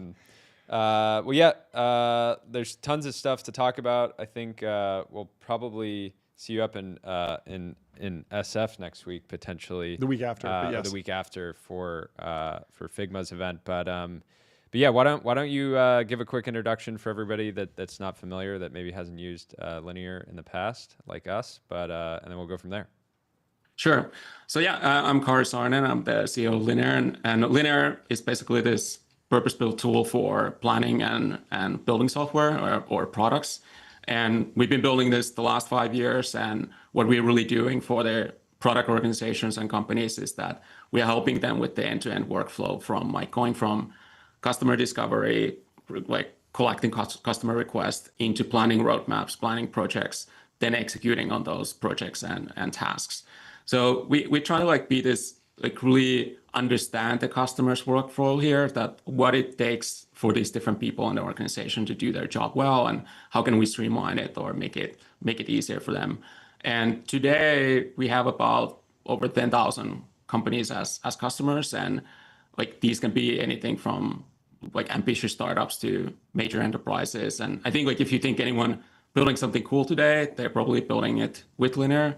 So OpenAI, Scale, your sponsor, Ramp, I think Mercury, probably a lot of logos that you see at the bottom of the screen. Yeah. They are our customers as well. So I think like for me, or for us, it's been really exciting, like work with this very forward-looking companies, and like they're always like thinking like how they can do things better. And I think like you probably talk about this a lot on the show, that I think AI is the topic, that like AI is changing the way we do work, or how people do it, their personal work, but also like how the organizations should operate. And I think like a lot of execs and CEOs and CTOs are now pushing it to their companies that, hey, we need to use more AI, because we do believe that it can make us more productive and more efficient. When did you know you wanted to start Linear? You were founding designer at Coinbase, and then you're over at Airbnb. I imagine you were pretty frustrated with the tools at the time and had a kind of concept for what you wanted to build, but I'm curious at what point it really clicked. I mean, in the end, it clicked with my co-founders. I think we're all kind of frustrated at the same time. So I think we had this like a time where we all worked in our companies for like 4 years or so, and we were like, well, what do we do next? And I think like we're also frustrated that each of the companies we ever worked at, these tools never felt that good, and especially it didn't feel good for builders like us. Like when we like maybe that the tools were okay for the management and some of the other people in the company, but like for designers and engineers. Yeah, it's very different if you're just kind of like looking at a dashboard as an exec and you're just kind of like monitoring the situation. But when you're the person that has to sort of like use the tool constantly and sort of be generating the content in the tool, it's just a dramatically different experience. I remember at my last company when our first employee joined, this guy Brandon Jacoby, who had been at Cash App and Square, and joined to lead design and product. He literally set up a Linear account on the first day because he was just like, we're not going to use anything else. It would just be insane. So I'm curious. We talk a lot about venture markets broadly. I think you guys have taken a pretty unique approach and sort of like building, being a sort of default tool, and I'm sure over time getting an immense amount of pressure from investors to take on more and more and more capital. Yet I feel like you guys have had kind of like a efficiency ethos from day one. Can you talk about your kind of just like mindset when it came to when the right moments were to raise and what went into that? Yeah. So I think the ethos of the company is like what we really try to do is like we want to be the best tool for this purpose and this market. And I think that's the way we win, and that's kind of like the strategy we have. And for me, being a best tool means that you also need to be a quality tool, like a high quality tool. I don't think like you can be the best tool if it's like the quality is kind of low. So to do that, I think like sometimes companies get themselves or startups get themselves into this stage where it's like you just have to like work on the growth metrics because you need to raise the next round. Like we were fortunate that we didn't have to do that. Like we hit the market pretty well, and like we got like companies starting to use us like in the first year, and we started getting revenue pretty quickly. And then given that we also had this quality mindset, like we always saw that we worked at the Airbnb and Uber and Coinbase that like, and the amount of people doesn't necessarily generate the quality. A lot of times when we are actually trying to build something new or something really like good, it was a small team. And so we took that lesson that like, hey, can we just build better with the smaller team? So that's great. So like situations like our costs are lower, but then also like we were able to like start generating revenue so that we actually we became profitable the second year, and we've been profitable ever since. So then the last like 4 years or so. And so what it creates is like we can have a little more control of our destiny, of like we don't have to work for the round. All of the rounds have happened because we felt that like there's now like a good moment of bringing someone new in. Like we are in this new, I think with the seed, I think obviously there's some like, well, we should like, let's say Sequoia light our seed. So I think there's some like a brand aspect of that. Like, hey, we are like a real company now, and we have like real backers.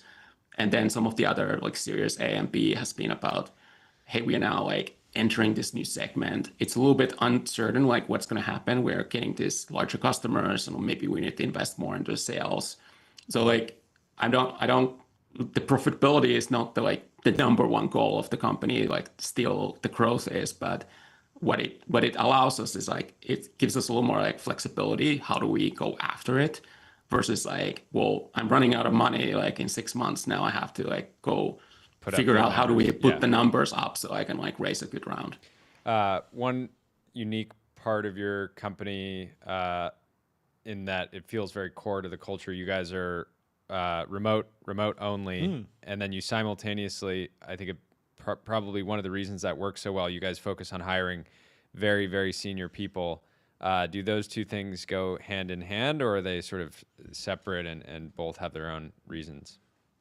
Yeah, I would say like there's some link there, and I think like it kind of like from the perspective we wanted to have more like kind of like a talent density, so you have a smaller team and like better talent.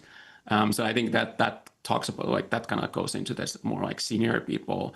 I think remote it is a type of mode of working where you have to trust the employees to like figure things out on their own, and usually that develops a little bit later in the career. It doesn't mean that like junior people couldn't have that, but it's like just more just happens more and like as you get more experience. I think today we are like hiring more juniors, and I think in the end like the remote to me is just that there's a lot more focus on the actual work.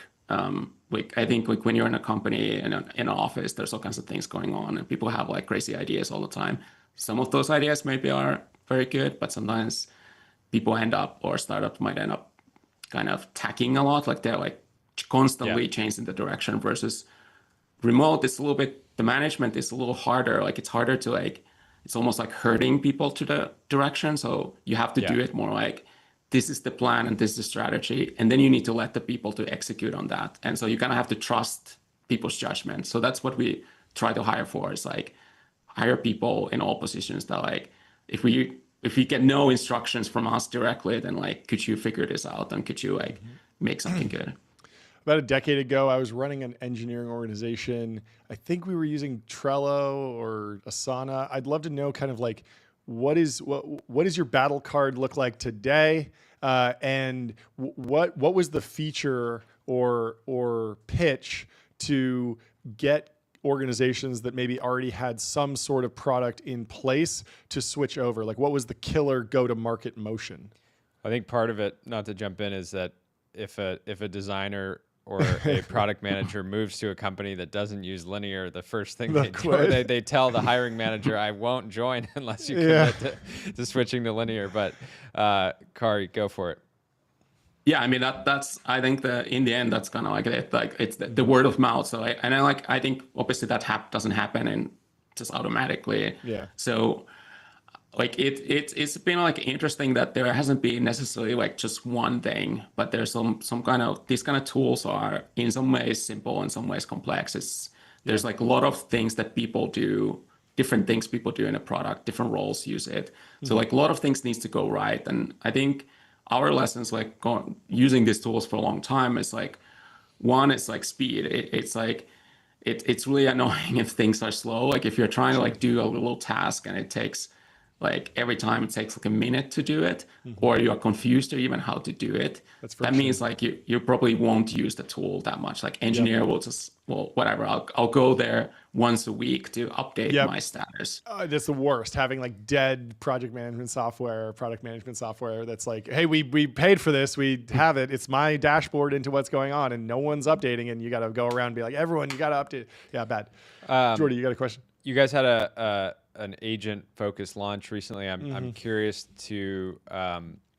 You guys are a company that historically is less fixated on sort of chasing trends, right? Like you know what you're building, the best platform to plan and build products, and so when a new trend pops up, you're not sort of automatically piling into it at the same time. So in that context, I think having this new focus on agents is probably a reaction to what you're seeing from customers, what you guys are doing internally. I'm curious how you kind of, to get your thoughts on where agents are today in a sort of workplace environment and kind of how you see them evolving over time, just because you guys are in a position again where you're not, trying to raise $1 billion selling, a dream around agents. You're just trying to build great products. And so I think it's, more real grounded context.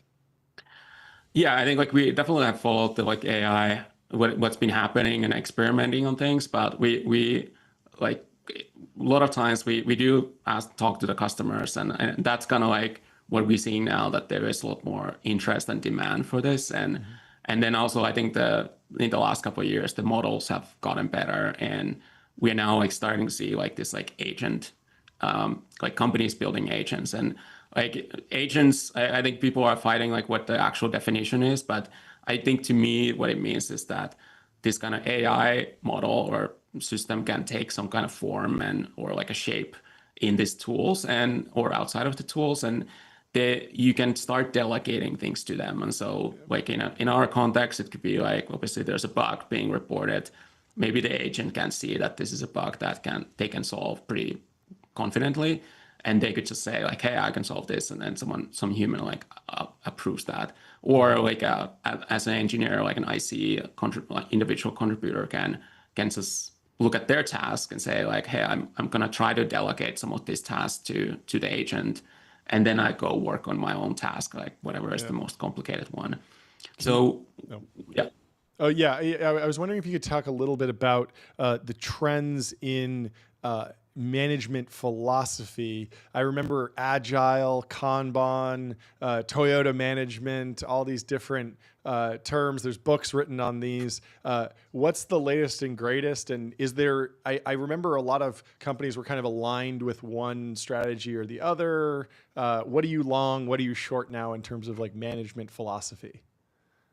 Yeah, I think a lot of this like systems or like agile or safe or some of this like other like frameworks. I think I generally short frameworks when it comes to any kind of management like systems. So I'm more like I'm long on like the first principles of like I think like in the end it's like what any kind of organization is about is like how do you generate the output? It's like it doesn't really matter how do you get there. And so with linear, I think the idea always been is like can we make it simpler? And I do see like if you like Brian Chesky and Airbnb, they have this founder mode idea, and then I think Prex had like a similar shift that like, hey, let's try to simplify the system, like the framework. So I think like that the simplification kind of I think why it helps is that like it makes the real things more visible. Like it's easy to like if you have this like very complicated framework or system, it's easy to hide in the corners of like, yeah, we're kind of like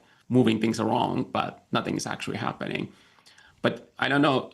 It's interesting questions like what does the agent system does? I think in some ways it's one thing I think like it's like interestingly each individual contributor kind of like maybe becomes more like a manager because they have this like almost like paralegals working for them. Yeah, you have to imagine that there's more focus on like CI and less like waterfall monolithic mono repos in the age of AI. But I don't know what you think about that. Does that track? I think it could track in a way that it's if building things, implementing the code becomes a lot cheaper and faster, you can. I think like today we have this waterfall processes partly because the engineering is expensive. So you do the thinking and the design before you start building because the building part is kind of like the bottleneck or expensive. But if that equation changes, so now we can just start like what we see with a lot of this like kind of website builders or something is like you can just try something out and see if that's like actually like useful. So I think it does flip the system, but I think like you still probably need to go back to the planning a little bit, like think why are you doing these things, but you can maybe like start experimenting more internally directly with code and not like try to have this like very waterfall process. Yeah, how are you thinking about partnerships in the context of your agent, support? I imagine you guys have your own sort of agentic workflows, but then over time, I imagine some coding agent will come to you and say, "Hey, can we get sort of plugged in so that instead of delegating a specific issue to an engineer, you just delegate it to us." But then that introduces kind of a vector where I feel like linear is about like surgical sort of precision and perfection with product, and so adding this sort of external agent who's now sort of becoming a part of the product, even though they're sort of in some way mirroring what an external engineer might look like. But I'm curious how you think about that. Yeah, I mean, our view is that there's going to be like hundreds of agents, maybe like thousands, and I don't think we can hold it back, and like I don't think we should. So what we're doing is like we're kind of fully leaning into that. Hey, linear is a platform for agents. So this might be like third-party companies building agents. Maybe we build our own agents. Maybe our customers build their own internal agents and they want to bring them on. And our job there is to like figure out like what is the right way to like what is the kind of interaction layer like how do you actually use these things, like use these agents? How do you delegate the work? How do you monitor it? How do you review the work, or how do you, as an organization, kind of just generally monitor the security or the usage or the cost, for example. So we just think that like there will be a lot of, at least in the short, medium term, there will be like a lot of different agents, and we should just like support that. And so that's like we already have at least two that people are using, like Devin and CodeGen, that exist on a platform. You can assign issues to them today, and they will try to fix them. And we actually seen like a lot of other developers, and we are launching something in a couple of weeks. So I think there will be like more launch partners there. That's awesome. Yeah, it actually, I mean, it just gets me really excited because historically using linear, there's just so many sort of the issues that you create that are assigned to a junior engineer. Yep. They take a crack at it. Yep. Hopefully they get it right. Sometimes they don't. And then you bring in other people to actually get it resolved. And so it's just like such a natural workflow, but it's also exciting because even more junior engineers will learn sort of how to manage engineers just by managing agents. So I'm excited to run the show on linear. Project 1, ticket, bigger gong. Bigger gong. Yeah, we're going to need a more bigger gong. tinfoil hats, more soundboard effects. Can we get a founder mode sound effect to kick it off? in talking with your team, I mean, one of the like everybody that watches the show knows this. We're trying to make the show, 1% better every single day. That sometimes it's in different ways. But we really do have so many projects, new content. Studio, new lighting. Like I have 20 projects in my mind and like they don't perfectly map to it's a different product. way. A lot of people think of content as like, it's a camera and a microphone. But if you're not improving it, and you're editing, but it's more so like the show is a ever evolving product. Totally. So anyways, excited to hang. Yeah, this is fantastic. Thanks for coming in. Always welcome. And we'll talk to you soon. Mm-hmm. Yeah, thanks for having me. Bye. Cheers. See ya. And next up, we got Sean Frank coming in the studio. The wallet man himself. But we're going to tell you about Ramp in the meantime. Time is money. Save both. Get on ramp.com. Switch your business to ramp.com. Also, find your happy place. Go to wander.com. Book a wander with inspiring views, hotel-grade amenities. What does Wander always say? Find your happy place. Find your happy place. Thank you. Well, we got Sean Frank in the studio, the wallet salesman here to break it down, talks tariffs. Great to have you on the show, Sean. How you doing? Dude, I'm excited to be here. I typically watch a 2x speed, and I got like 2 or 3 screens going. So, I feel a little bit ahead of the curve here. I think I know what you guys are going to say next. Oh yeah, what's that? Yeah, what are we going to say next? I mean, you guys are going to compliment my suit, I assume. It's a fantastic suit. There we go. A fantastic suit. He's got a suit. He's got a suit. He's got a suit. Let's go. Anyway. Looking great. I want to run through a bunch of stuff. Yeah, there's so much to cover. How are you doing, first of all? How was the private equity conference at Jefferies? I thought it was a little derivative of the TBPN format. You said you spent the day talking to 14 different firms, 30-minute meetings, speed dating style. We do 30-minute segments on this show. What's going on? Are you copying us? What's happening? Dude, it wasn't me, but Vinay, the senior vice president of Jefferies, is a huge TBPN fan. Okay. He's like, dude, I'm a day one listener. I'm in chat. I stole this from them. Don't tell him about it. So. Okay. Well, maybe we can have a truce then. That's great. He can borrow from us, the official creator of the 30-minute segment over here on TBPN. But yeah, how was it? What did you learn? Who'd you talk to? Can you break it down for us? Yeah, so it was a mid-market consumer conference. So to break that down for the audience, I'm sure everyone here knows what that means. There's probably a lot of LPs and funds, but mid-market is like 100 million to like 500 million in revenue. Mm-hmm. They're typically deploying checks of like 25 to 100 million dollars. Mm-hmm. That's on the equity side, right? Obviously not the total round. So the businesses are doing between 100 and 500 million. Is that right? Yeah, typically that's the valuations that they target, right? And then their equity checks in are, 25 to 150 million, something like that. Yep. These are smaller private equity funds. They're typically $1 billion raised and deployed. Yep. And this is like the first professional layer for private equity, right? Like small market private equity is very scrappy. It is like guys who look like us, like out there grinding it out, trying to find deals, where these people are professional bankers through and through. So they're going to go to good schools. They're going to have, 5 to 10 years in the industry. And yeah, so like this is not your mega funds. These people are not deploying $5 billion checks, right? Mm-hmm. The fund size will be under $5 billion. Yeah. And they're very targeted on consumer. So anything consumer discretionary. What we've seen is that segment of the market has been destroyed probably since 2022. It got really, really hot in 2021. There was a bunch of SPACs in the space, right? Famously, you have like, Warby Parker, but then you also have Solo Stove that just got delisted on Monday. Yeah. So, I mean, there's a lot of great, smart people, and there's people who are on the Solo Stove deal. So Solo got taken public by Summit, but Summit's like a little bit bigger than a mid-market fund. The first check into Summit was Bertram. So Bertram Capital, really great firm based in the Bay. So they found Solo when Solo was doing 60 million in top line, right? They put a check in at like $100 million valuation. They probably owned 40% of the business, maybe more, and then they sell it to a different fund. So that's typically how mid-market works. You're going to be selling to a different fund to take them public. So Bertram made a ton of money. They sold all of their shares to Summit, right? Maybe they had a little bit more that they sold in the IPO.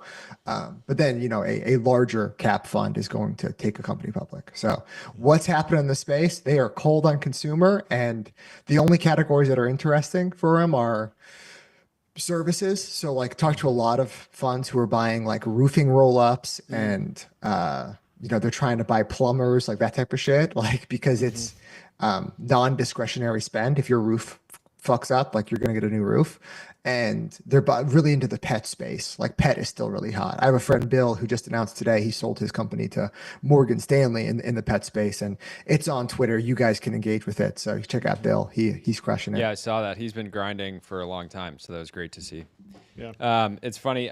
There's a guy who works in mid-market PE who knew that I was friends and associates with Sean, and he basically would email me once a week for like 3 years asking for an intro. That's amazing. I want to say I want to stay on Solo Stove. You broke down what happened. Is it a casualty of tariffs? Is it mismanagement? We've talked about it a little bit before, but can you give us the full post-mortem, post-NYSE suspension, which we hate to see here? We want to see more IPOs, not more delistings.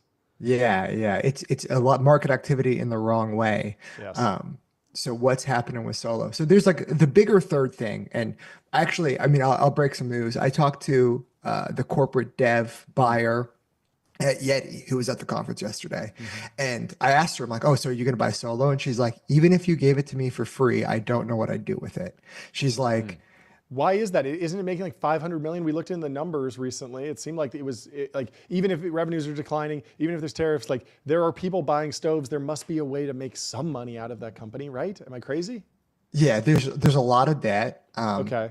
And people, there's two main problems. One, it was like the biggest COVID trend of all time, right? There was a 2-year period where all of us were stuck inside, couldn't travel. We all discovered the great outdoors. They sold a lot of stoves, and there's a negative flywheel for that business. Sure. If you sell one stove, you're never going to buy a second stove. Like it removes a buyer from the market. So now it's harder to sell the second stove. So it's a horrible problem with that business. The second is massive tariff risk. They are 100% sourced in China. They are very tight with the manufacturer there, and you just cannot get stoves right now. So you have a situation where their growth solution the past 2 years has been to go to mass market retail. They're in Costco, they're in, Home Depot, whatever. And then those retailers won't let you raise prices. So you have a contract to sell it to whatever price. You're direct importing from China. You have stuff on the water, and now your inventory is essentially toxic, right? Okay. Like, they cost $75 to make. Are you going to give the government $125? Like, probably not. So that's rough. Okay, so casualty of tariffs then, or mismanagement, or well, I mean, we talked about this months ago. Remember, we were kind of looking, and at first it was a debt issue, and that issue was looming regardless of tariffs happening or not. It seemed like it was. So it seems like this was predictable from day one. If you were really clear-eyed about that inverse flywheel you mentioned, and then also like the COVID dynamic. How about Chubbies though? Chubbies has to have some broader. That has a positive flywheel. Like you buy one pair of shorts, you like them, you buy more, and then you're replacing those shorts every year, right? Yeah, look, and I love all these guys. So Kyle, the founder of Chubbies, is awesome. He's building a software product. Won't plug them. They got to pay for that, but really, really smart founder. And Chubbies is a good business. Like Chubbies does $100 million a year top line. They do $10 million in EBITDA. Like that business is worth something to somebody, but John Maris was the CEO of Solo, and his idea to solve the negative flywheel was to bolt on acquisitions. He's like, I'm gonna, I'll fix my company-wide LTV by having Solo customers buy Chubby shorts. And that just didn't happen, right? Like they could never integrate it. Because somebody likes the outdoors doesn't make them more likely to be a Chubby's customer, right? Yeah, it would make more sense if Chubby's, I don't know, started selling beer pong equipment or something, right? Like there could be some sort of like, positive flywheel there. But their solution was to broaden the overall product offering with just like very distinct businesses that have no cross-sell ability. So, yeah, can you talk about? People have this idea that I feel like everybody's in love with the idea of a consumer product holding company because like people just like consumer goods and they're like, oh, we're good at selling this, we'll be good at selling that. But then understanding your focus and Connor's focus over the last coming up on a decade in not too long, the idea that somebody could compete in the wallet space with you guys while being part-time is just like insane, right? Because you guys are best in the world at what you do and you're just able to put more time into it than anyone else. Is the consumer product holding company model just like generally flawed? Is it not something that people should be going after, or is it just more about actually having like distinct businesses and ultra competent management in place in each of them? So it's just really fallen out of vogue, right? So very famously in the past 2 weeks, Hermes became the largest, most valuable company in the consumer space, right? There were 300 whatever billion, and they surpassed LVMH. So LVMH is the holdco model, right? And that was everyone wanted to be a holdco because LVMH was, and then Keurig became a holdco, right? They have Gucci, they have a bunch of assets. Well, Gucci just put out their earnings; they're down 25% year over year. That came out on Monday, right? So, like the holdco model is just falling out of favor in favor of Hermes, single standalone brand, super valuable. Lululemon set the trend. Lululemon is worth more than Honda. So Lululemon makes awesome leggings that we all love. They trade more than the best car company or one of the best car companies. And then On Running is also broke this trend, right? So On Running's worth $10 billion today, single brand, just making shoes. So right now the markets are valuing beautiful brand, super clean focus, owning a category. That'll change again, right? There's really great holdcos out there.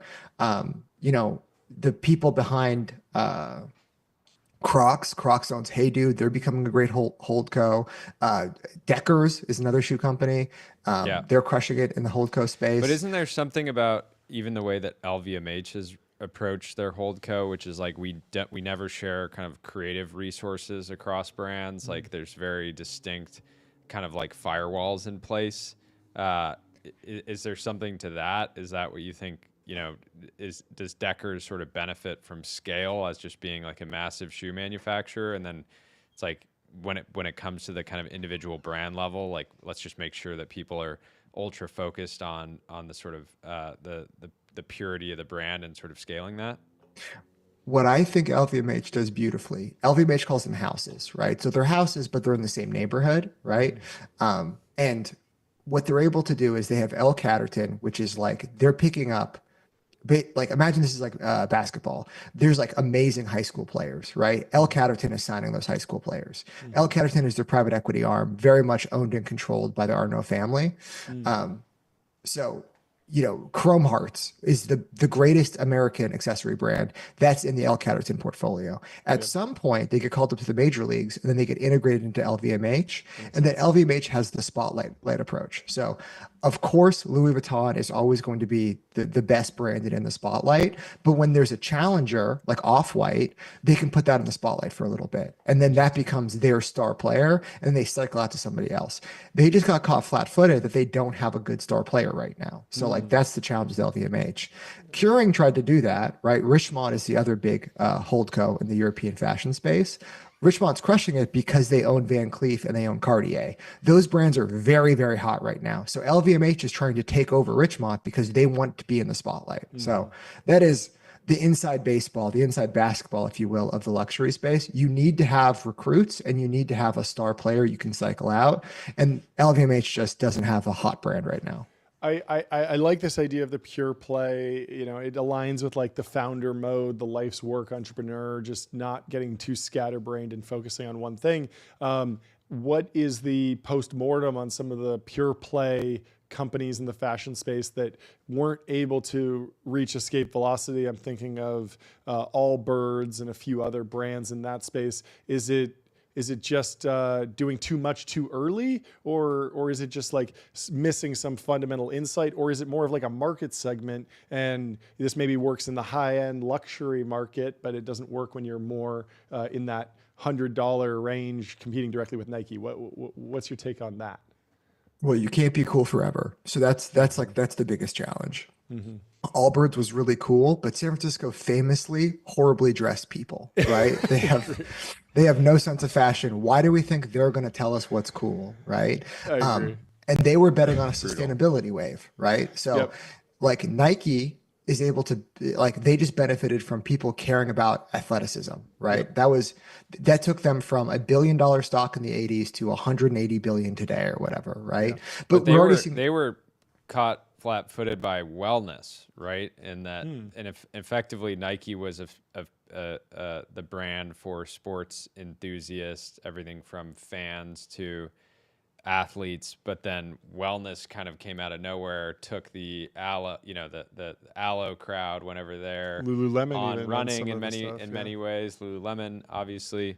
So it seems like Nike missed the wellness trend, and that was again probably the biggest miss. Yeah, what's your take? Well, and their stock suffered for it, right? I mean, like Nike is down massively from all-time highs. They're down from their 5-year mark. Wow. And it's because they missed that trend and they didn't pivot in fast enough. The other thing that's happening in beauty right now. So if you go to Sephora, you're either a celebrity brand or you're a wellness brand. That's all the newness going into Sephora. So Sephora and beauty in general is going through this wellness craze right now as well. Like skincare is taking over everything. So we're going to watch more of those waves happen. Consumer trends change over time. You can't be cool forever. So the whole thing, and this is the biggest problem with venture capital coming into the consumer space. Coca-Cola is the most popular drink in America, and it doesn't even have 20% market share because people like different drinks, right? Now, Uber is a service that is just great for everybody. They'll have 100% of like the ride hailing market, right? Google, it's just the best. So I'm going to Google everything. There's no second player. In consumer taste, there's is just power so law important. outcomes. There's no monopoly outcomes. They're just inherently oligopolistic markets. Interesting. So if you go back to the founders they focus on the pure plays. Well, I have a good example of something you brought up before. I mean, Chrome Hearts I was about to ask. Needs to be studied, and one of the reasons why, right now it's like they've never been hotter, but they've gone through periods where they certainly weren't nearly as hot. And I'm curious what you think they've done right. I think, to my knowledge, they've stayed mostly family owned, or certainly majority family owned. And is that, do you think, allowed them to kind of like ride different waves and not, if at any point they were overly fixated on just pure scale, maybe they would have not been able to kind of come back in the way that they have. But I'm curious what your take is. Yeah, I mean, the creative minds behind Chrome Hearts, they're artists. They're going to do what they're going to do with or without you. If you think it's cool, if you don't think it's cool. Like Cher was wearing Chrome Hearts in the 90s, bro. Like, they're owned by the Sinatra family. Like, they're going to do what they're going to do, and it'll come in and out of vogue, but they don't care, right? So that's true authenticism. Like, they've never chased revenue. Like, they'll make pants that are like $112,000 because that's what they choose to do that day. And then who buys them? Drake. It's like, well, I've heard they basically they'll mog Drake too. They'll be like, Drake will be like, I want some new pants, and they'll be like, cool, like, get in line, like other people want the pants too, and then Drake has to like try to cozy up with the the essay. But that's hilarious. Yeah. So it's just like a commitment to the craft that like, I mean, this is the reason why the Europeans are so good at fashion is because they will do it for 50 years making no fucking money, right? Or Goyard. Goyard's another like amazing brand. They just don't have a website. You can't buy on their website. Now, it'd be awesome. They would make way more money. And if private equity owned them, they would open a website immediately. But then they're like, no, we want you to remember where you bought the bag. That's important to us. So like you have to go wait in line and you can only buy what we have that day. And it just creates like a very personal relationship with the products that is people are longing for in the internet age. So yeah, dude, the Europeans are the best at this. I talk a lot of shit about Europe, but they do have this figured out. Yeah. I want to go to tariffs. I saw a viral thread yesterday by Ramon Van Meer.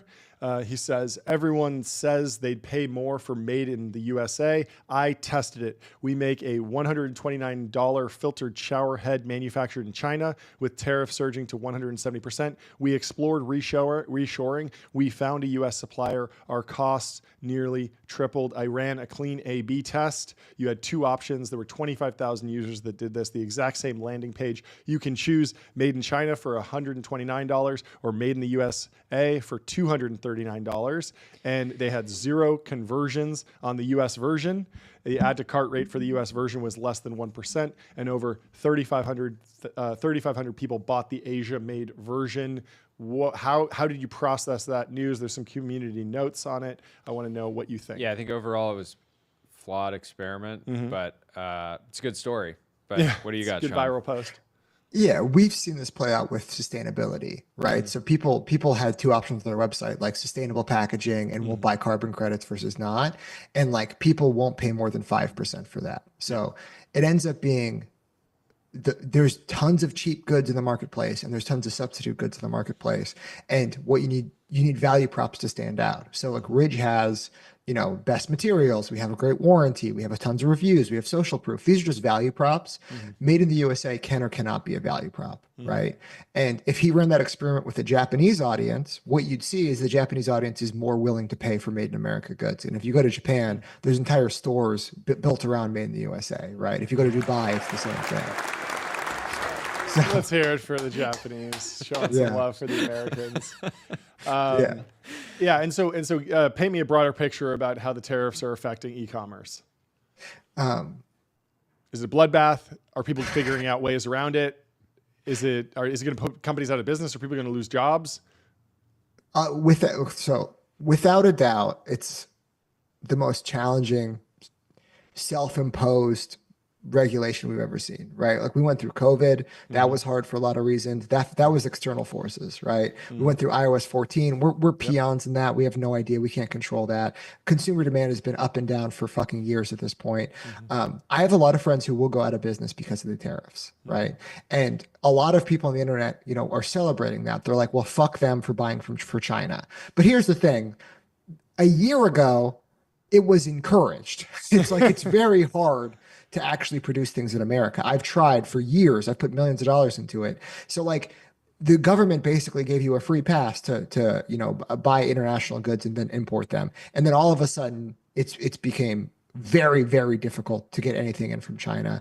And I don't think small independent businesses should suffer for that. I've publicly appealed to JD Vance. I'm like, look, I totally get you want to incentivize made in the USA stuff. Like, don't just steal our money in like a massive tax. I have shit on the water. You're just making me give you money. Like, this is the government getting more revenue and getting bigger.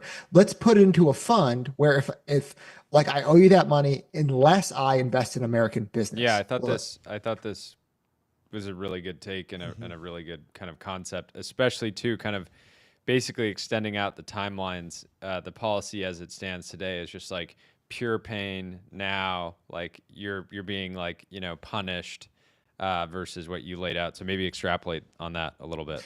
Yeah, like look, I mean, I understand the goals, and this is hurting China more than America. Like I think people in America are whining and complaining because like TN shipments or Temu shipments are more expensive. I'm like, look, I do business in China. I talk to Chinese people. Factories are shutting down, and you have youth unemployment of 25% in China. Like, it's going to hurt them way harder, way faster.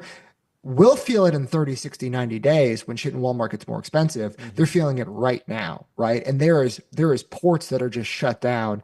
And it hasn't been good in China for like 5 years. Like it's been a very difficult economic situation over there. So it will hurt them way more. But the flip side is we don't want to also bankrupt a bunch of American businesses, right? Like what we want to do is incentivize them to either nearshore or onshore production capacity. That takes 3 to 5 years and takes millions of dollars. So look, charge me tariffs, but give me an out. If I take that money and I bring it to American manufacturing and I hire workers and I open factories, I don't have to give you the money, right? So it's like a 1-to-1 duty deferral to incentivize U.S. investment. I mean, do you guys want the government to get more money, or do you guys want fucking more investment and factories built or whatever, right? So that's my pitch to everybody. Makes sense. I want to get your reaction to this Slate Auto launch. Have you seen this truck? TJ Parker was talking about it. Finally, someone built a simple, cheap utilitarian truck, $20K, made in the USA, no touchscreen. Lots of people are talking about it. Did you see the launch? Did you watch the video? Hell yeah, man. That guy's been working on it for a long time. I think he's been documenting on YouTube. So hell yeah, brother. I love to see that. And I was in China a year ago, and I was at a big like electric vehicle, essentially sales summit. Like they have 50, 100 brands all competing to sell little tiny electric vehicles.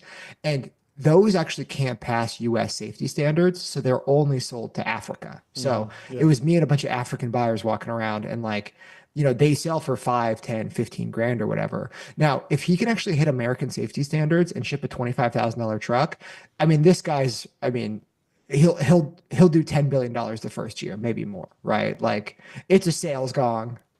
Let's do it. What do we got? Oh, the sound effects board is down. Brutal. Let's hear it for founder and founder mode. Brutal. I want to talk about the ad. People were very happy with that. Dynamic first second, clear initial framing in the first 5 seconds, curiosity gap in the first 8 seconds, frunk, disarming anti-ad, humor, founder CEO curiosity gap. In terms, you obviously make a lot of ads, you buy a lot of ads. What did you think of the actual launch video? Look, people are saying inside that frunk, there's actually Ridge carry-ons. So I'm not going to confirm or deny, but there could be a cameo from Ridge carry-ons. I did see that. Yep. Those are Ridge trunks. I love to see it. I love to see it. Fantastic. Yeah. How do you, what would your complete guess on what their margin profile could look like on a $20,000 made in America truck? I know the $20,000 is like allegedly due to some EV incentives. But ultimately, how much are they actually going to make on something like that? Yeah, so I think they said it's 27,000, and then you get a $7,000 credit if you buy an EV from a new manufacturer.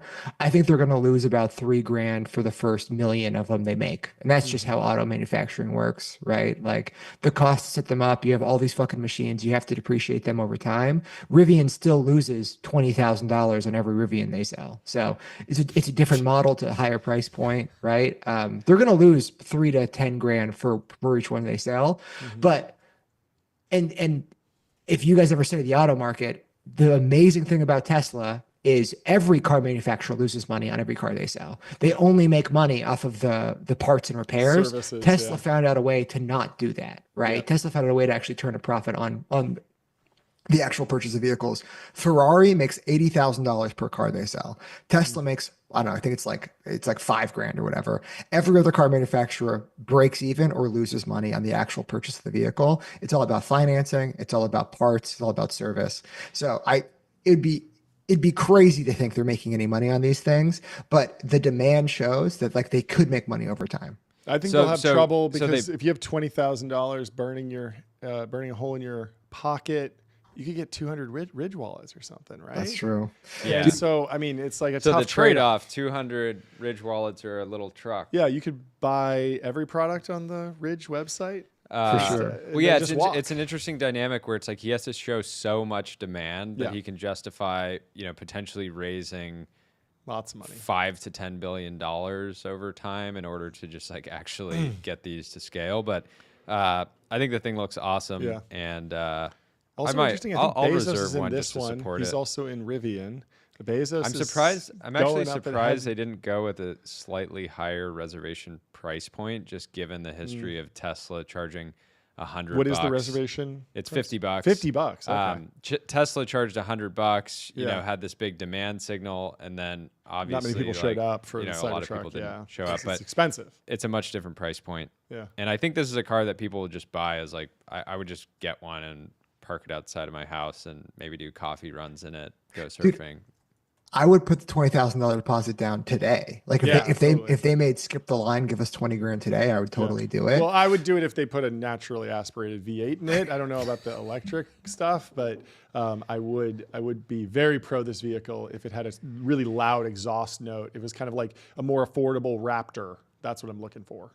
Yeah, man. Well, today I'll publicly announce if you buy a Slate, I'll have a partnership with them. Free Ridge wallets for every Slate customer. We can get 1-to-1. There you go. Let's go. And thank you for coming on. Hey, it's great to have you, Sean. Awesome. We'll talk to you soon. I love Sean. you. You're looking great in the suit. Don't take it off after this call. We're gonna have our paparazzi, outside your house confirming. Oh, Sean Frank just puts on a suit to go on TBPN. Make it a part of your brand, okay? Dude, it's custom too. So you guys didn't even ask, but this is custom. All right. See you guys later. Made in USA too. Bye. Later. Thank you. To see you. That was fantastic. Always a great time having Sean on the show. Sean is one of my favorite entrepreneurs. Wallet salesman. He's one of my favorite wallet salesmen. Yeah. He's up there with the best wallet Definitely salesman up there with the best. in the world. Next up, we got Semel Shah coming in from Haystack. Semel, welcome to the show. Good to have you here. How are you doing? Doing great. I'm really excited about this because I've had like 100 friends tell me that they love this podcast. That's amazing to hear. Yeah. I'm so glad that we're breaking through. We've been spamming the timeline, spamming everything on X. We've learned that slop is the future and volume wins, pace wins, speed kills, and we've been trying to do all of the above. Also, in a previous life, I used to work in the podcast industry, and I love the medium. This is way before it really took off. Yeah. I love media and I love TV shows, and I always felt like there should be like a live tech VC segment. So I just it's kind of a pulling crazy idea to do a live daily show for technology, but it's been a lot of fun. It's been working out. I'd love to start. Did you ever look at Cheddar? We actually talked to the CEO earlier this week. Yeah. I was familiar with it. Where they took that business was much more. I mean, they actually wound up owning ratemyprofessor.com. That was interesting. They also owned TVs on college campuses. And I do think we have a bunch of college students in the audience, but definitely we have focused more on, insider baseball in Silicon Valley and stuff that's not quite as general audience. But who knows where it goes? This is still an early project. It's evolved a few times and, we'll see. Anything's possible. I love it. Well, thank you again. Yeah. Well, I actually would love to start with your experience in the podcasting industry and what you were doing and kind of what lessons you learned, just because I'm curious. Just real briefly, it was kind of in the 2012, 13, 14 timeframe. And the entrepreneur at the time, who was a repeat entrepreneur, who's a technologist and a mentor of mine from Stanford and was on the faculty, had this idea of like a personalized audio. So if you... I don't want to date myself here, but imagine 10 years ago or so, you open Pandora on your phone and you're going in the car. What would the AM version of Pandora be? That was kind of the vision. And so we really spent a lot of time curating the initial set of things that would come onto the platform. The big categories for commute were news, spirituality or philosophy. Comedy was probably the biggest one on the nighttime drive. And then it was like giving the person the opportunity to skip. So now if you're in a Spotify playlist, for example, we just take for granted that we can just skip to the next song, or in Instagram, we can flip to the next reel. But users didn't really have that amount of control back then. But ultimately, the cost of acquisition at that time, was really, really difficult. And there wasn't as much podcast content. It was mostly kind of radio or TV content being ported over. This is pre-Joe Rogan and all that kind of stuff. So eventually it was acquired by Apple, primarily for the technology of streaming the ability to stream from server across different telecom networks. Yeah. Interesting. I'd love to know your kind of venture origin story. One fun question is like, what was the deal that where you caught the venture bug? What were some of the early deals that stuck out to you as, hey, maybe I want to turn this into a real career?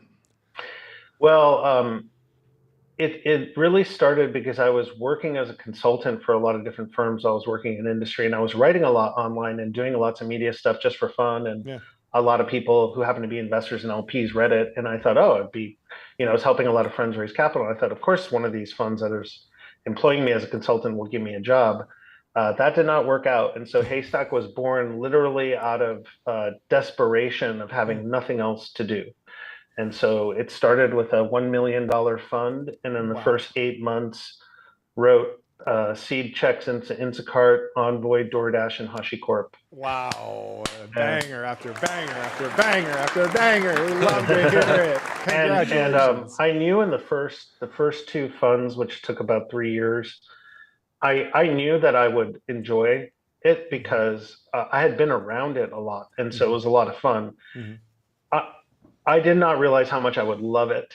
And then the other component, I was called luck and love. Like Mike Maples has a great line, which is like, you got to get hit by the lucky truck, and I got hit by the lucky truck a bunch in the first 3 years. So that's amazing.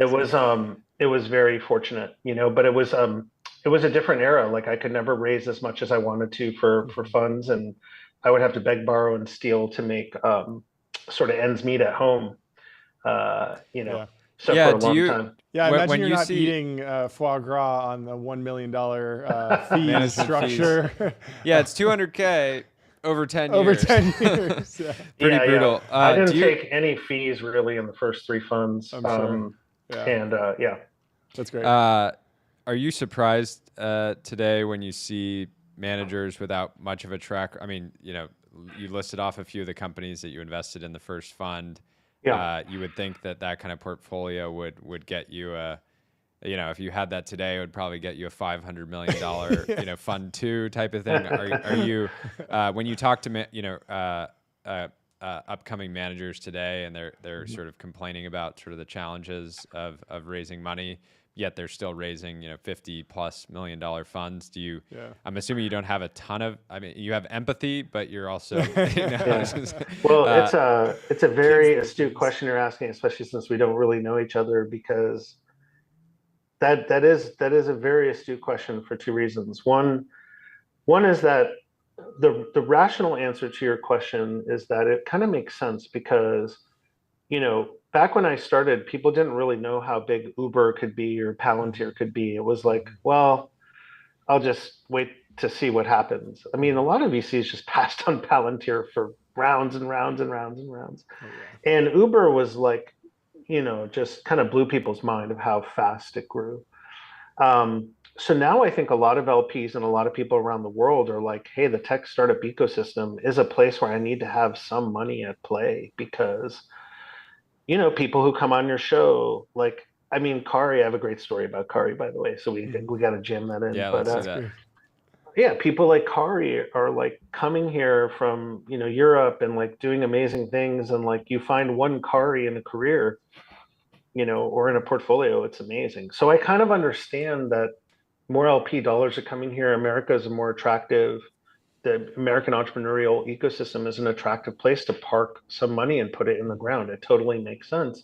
And when your choices are $1 billion plus funds charging you 30% carry, and they're going in a little bit later, it's kind of like, well, okay, which burning building do I want to fall off of?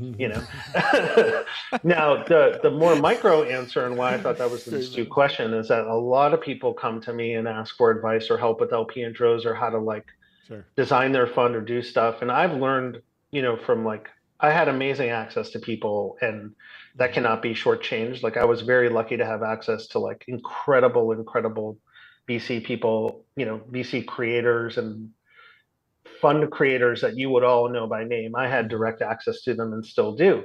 So I try to pay it forward by helping with LP intros and doing all that stuff. But occasionally I do get that, oh my God, like, I need to raise a fund of this size to pay myself. And I always come back with, who says you need who owes you a salary to deploy the money? Yeah. And that's really the line I always come back to, which is, it's a little bit unfair because you could have a really qualified person who doesn't have access to capital. And part of the game of a VC is to aggregate capital for the entrepreneur. That's part of the game. Yeah. So if you have a unfair capital relationship or an asymmetric relationship where you can aggregate capital, all of a sudden you're in the game, but then you have to access the founders. So it's that you got to aggregate supply on both sides, high quality supply on both sides. But this idea that like the fund should start paying you is a luxury in my mind. And of course, if you have access, but isn't people are willing to pay the fees, like you can get paid. Yeah, isn't today though? I feel like from my understanding, if you go to LPs and you're trying to raise a small fund, let's say 10, 20 million bucks, and you say, I'm not going to have any fees or maybe a very small admin fee to cover the costs. Isn't that, given that they're just so used to paying fees everywhere, is that even like a selling point, or does that send the wrong message to? That's a fair question. I think that LPs are happy to have their GPs, if they want to work with them, pay them in some fees. I think the point is that when you're starting and you're trying to hit a target, or you're spending a year or two trying to fundraise, the idea that like you're owed a salary philosophically to me is kind of bankrupt. and that like you can say you're going to do that, but at the same time, it is a market, and LPs vote with their feet, and sometimes they make smart decisions and sometimes they don't. Yeah. But yeah, I would say that somebody going into market with that $30 million fund should have a budget for how they want to pay themselves, but also like sometimes you have to cut deals when you start. Like, a lot of people who want to raise a $100 million fund, maybe the market only gives them 6 or 8, and it's like, that's where you should start. But a lot of people don't want to start there. Yeah. And it's a little bit unfortunate because AngelList, which kind of came up when I was coming up, created a whole new pathway for me too. Like, that's available to you now, and so a lot of people do use it, but I think a lot of people want to aggregate more and more capital before the market's ready for it. What AngelList products were you leveraging most aggressively on the come up? Oh yeah, we've heard a lot of this. Could be its own. This could be its own pod, deep dive pod. Break it down. I mean, I went. First of all, genius. And really was helpful to me. But essentially, there were a couple of like public products and a couple of off-book products. The public products were that you could do these kind of like software click and subscribe SPVs. Yep. Where if you could aggregate from your following or people who were following you and say, okay, I have overcapacity in a deal. I've got a 50K allocation in a Series A that I did a seed in, and I don't even have the money, right? Sure. You could do that and then set the carry. You could even do little things like portion out the carry based on, people who are helping you on the deal or other people you want to give a little gravy to. Then it turned into like these rolling funds or AngelList funds, which are very popular, 18, 19, 20, 21, and are kind of industry standard today. And then I hope Naval doesn't mind, but like the off book thing, he did me a solid for, because I had known him for a long time, and he is just incredibly helpful and savvy. But he had raised a private pool of capital in an SMA from I can't really disclose who, but let's just say a large sovereign that wanted to basically pump a lot of money into the ecosystem. And he picked 4, early managers to kind of whitelist, and he chose me and told them just do whatever he does. When you're, I'm curious, how long should someone wait to get hit by the lucky bus before they should, hang up the cleats? Because I really do feel like in my personal experience, if you're in venture seriously and you don't get a true banger in the first 5 years, like your job just becomes infinitely more difficult in every conversation you have, from LPs to entrepreneurs to other managers that you might be co-investing with. But I'm curious how If you've seen examples where like, year 8, they finally, get the banger. This is a very, very good question. I mean, I should be back on this pod at some point because you guys are asking like the right, awesome, detailed questions. It kind of depends, I think, to answer your question based on what fund you're at and what stage you're investing in. So let's say you're at a larger fund and you're doing kind of like a classic Series A where you're joining a board or you're putting 7-8 million plus in a deal. Maybe you're doing Bs at 2025. You can only do in a high quality sense maybe 2 to 4 of those per year. And everyone that's your partner or who's around you or the bigger heads in the fund, they'll ask you to report on your portfolio on a monthly, quarterly basis, and they'll have a sense of an underlying like what's happening there, sort of like a few times a year. They're now obviously the boards are going to be using AI. Sorry, the funds are going to be using AI to like track the board. So it's not just about the relationship with that investor, but like sometimes the investor in the old days could say everything's going fine, but underneath the hood it's on fire. They'll have more of a record of what's happening, and so generally the people who are running the funds will watch and see like what are the underlying metrics, who's going to follow your deals, right, as a proxy for quality. And so all those things are under a microscope. I think when you're a seed investor like myself, where you're in that early part of the ecosystem where you're not investing $7 million per deal, but it might be 200K, 500K, $1 million, you can take a lot more shots on goal. And people suspect that some of those things are not going to work, and you only need a couple to work, right? So you have more surface area to get hit by the lucky truck early. The trade-off is that you don't own as much as you would if you did a rifle shot later. But yes, I think 5 years is actually too long. And there's a couple of heuristics here. Like it used to be in venture when you would join like a really good fund, they would hand you a later stage deal that already had a board in place and already had some momentum underneath it, so you could learn the ropes and have like a good kind of chip to put on the mantle to start. But if you think back, I don't know if you have come across Matt Kohler, but Matt Kohler was a GP at Benchmark for 12 years. And this guy's hit rate at Series A was incredible.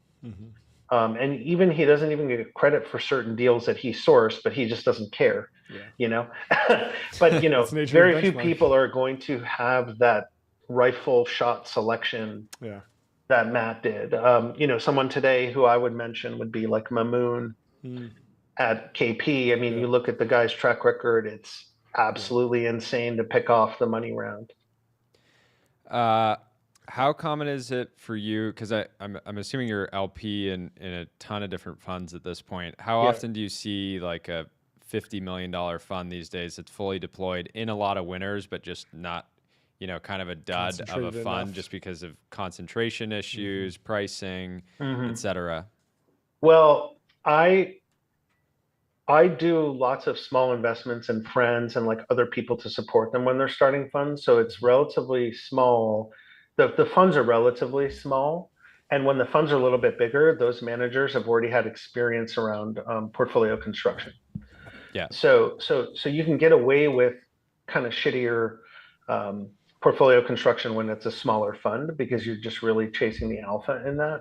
But I would say the broader point I would make here is that the idea of portfolio construction and the math around it, it's no more complicated than basic algebra. And I would say I probably spent a lot of time trying to learn it and around a lot of other investors to deeply understand it. And it was still probably the hardest topic for me to like grok or years. For me to grok. And I think that's why a lot of LPs like to fund people who come out of these bigger funds, because you're served that every week when people are doing partner meetings and portfolio reviews, and the people running these funds know it. So it's very hard to learn from scratch. Totally. I want to follow up on a talk we had with Sam Lesson yesterday. He was saying that the unicorn factory is broken, and it sounded a little bit like he was complaining that just like the big funds, you know, the crossovers have squeezed the growth investors mess up all the early stage markets because they're just like, oh, $10 million Series A doesn't really matter. And then the Series A investors mess up the seed markets, and the seed markets mess up the angel investors. How real is that dynamic? Are you feeling pressure? Are you optimistic? Yeah. What's your takeaway on the broken unicorn factory? I got to watch the Sam episode. That guy's full of amazing thoughts. Yeah, and ideas. He's a hot takesman. He is a hot takesman. Very artful. Yes. I think Sam's exactly right. Okay. You know, everyone is on everyone else's lawn, you know. And so, yeah, it's definitely a concern. I still feel at the end of the day, and maybe this sounds like Pollyanna, but like the game is, can you meet great entrepreneurs every week, every month, and you're not bogged down by other BS that your partners throw on you, or that you go to stupid conferences. Like, we all have like a ton of time every week. Mm-hmm. And we should all be meeting awesome founders as much as we can. And like, can you connect with them? Can you get to know them? Can you take a bet on them? And I still think you can, because a lot of investors have ADHD and they go to stupid conferences and they go to stupid meetings. And so that's my kind of view, is that like, you're not going to catch everybody. There's no way to meet everybody, but like, there's plenty of people here that you can take a bet on. And you can get paid, you know, if you're only chasing hot deals and everything's priced to perfection, we all know where that goes. Mm-hmm. So the other thing I will say is I've been seed investing, you know, in this part of the market for 12 years now. And every single year, with the exception of like a few 6-month periods of like COVID or dislocation or something, every year people complain there's too many smart people starting companies, there's too much money in the early stage market, and the round sizes and the valuations are too high. Yep. I hear that every single year. Yep. So I just don't know when that's going to stop. Like, maybe a meteor will hit the earth. I don't know. No, you know? I got to Silicon Valley in 2012 and I got a big sit down speech. We are in a bubble. And it was like, yeah, we were for another decade. Yeah. I mean, one of the things that makes me so bullish on America is just we spend every single day talking to bright entrepreneurs, and at a macro level, it's obvious that there's bubbles in different, you know, kind of sectors and industries, right? Yep. People say, oh, manufacturing isn't investable. And then you talk to an entrepreneur who's like spent 6 years developing like a proprietary method for manufacturing metal. And you're like, yeah, you're going to sell billions of dollars of this product. I want to ask you about 2 archetypes of new fund managers. And I want to get maybe the advice that you kind of like give them as they think about raising. So the first one is the angel investor who's sort of casually lucked into maybe investing in a bunch of winners while they weren't taking investing seriously. And I think this is fairly common. Somebody's like working at a great company, or they're a founder and they just happen to invest in, let's say they invest in 15 companies, a couple of them end up being unicorns, and they decide they want to become a fund manager. And then the second archetype is somebody who's at a big fund, gets hit by the lucky bus maybe, but doesn't really realize the kind of dynamic in which enabled that investment, which might have been the fund's brand, or it might have just, you know, a variety of factors. So I'm curious how you talk to those types of managers, both of which believe that they deserve a $50 million seed fund and deserve they should be, you know, able to kind of like win deals, and they very possibly can, but it's not necessarily a walk in the park. For the angel archetype, I mean, let's not forget, like Elad Gil was like a super angel and then turned into like his own growth fund as a brand. I mean, it still amazes me to see like the entrepreneurs, you know, when they create their Coachella banners for their huge fundraisers, it's just and they'll Elad Gil, Andreessen Horowitz, Elad Gil. Elad Gil. Okay, that's pretty awesome. It's awesome. So, you know, he was born from that. I think that like the pattern, going back to your question, is you know, hey, you've been doing this as a founder or stuff. I would think about a couple things. One is like, when you have a founder, especially a founder who's like, or operator who's like very, very connected and just kind of angel investing for fun, a sophisticated LP. Now the problem is here to do a $20-50 million fund, that person could just call his or her friends, you know. Yeah. But let's say if you're going to like a sophisticated family office or institutional investor or fund of funds, and all these emerging programs or emerging manager programs are popping up. That LP knows that they're trading off access that this person may have that's unique for that portfolio construction and discipline of building the basket. And so that person, I would advise to say like 2 things to watch out for is how are you going to get smart on the portfolio construction and build a model that works and kind of stick to it. You can deviate from it a little bit, but you want to show consistency, right? Because as you build up your track record, literally when we raise funds, you know, and we may or may not be in the middle of that right now. They take your whole bank ledger, like every dollar that comes in from an LP and every dollar that's wired to a company is just in an Excel spreadsheet. Yeah. And so everything is recorded. And so, you know, you go too wild by a second or third fund when an LP is really looking at you, they may say like, love to see this smoothed out a little bit, you know? The other thing is just what I say network atrophy, which happens to everybody, which is like if you're not constantly replenishing your networks, not everybody are the Collison brothers. I mean, the big red flag for me on the angel side is, you know, as an angel, I have 50 plus companies that I've put various checks in. Both of my, you know, true banger unicorns, I got 25K into. If I tried to do 50K, they would have said, sorry, like, you know, we have a bunch of people in the round. You had access, but not that much access. Yeah, I had access and I was intelligent enough to just give the founder money.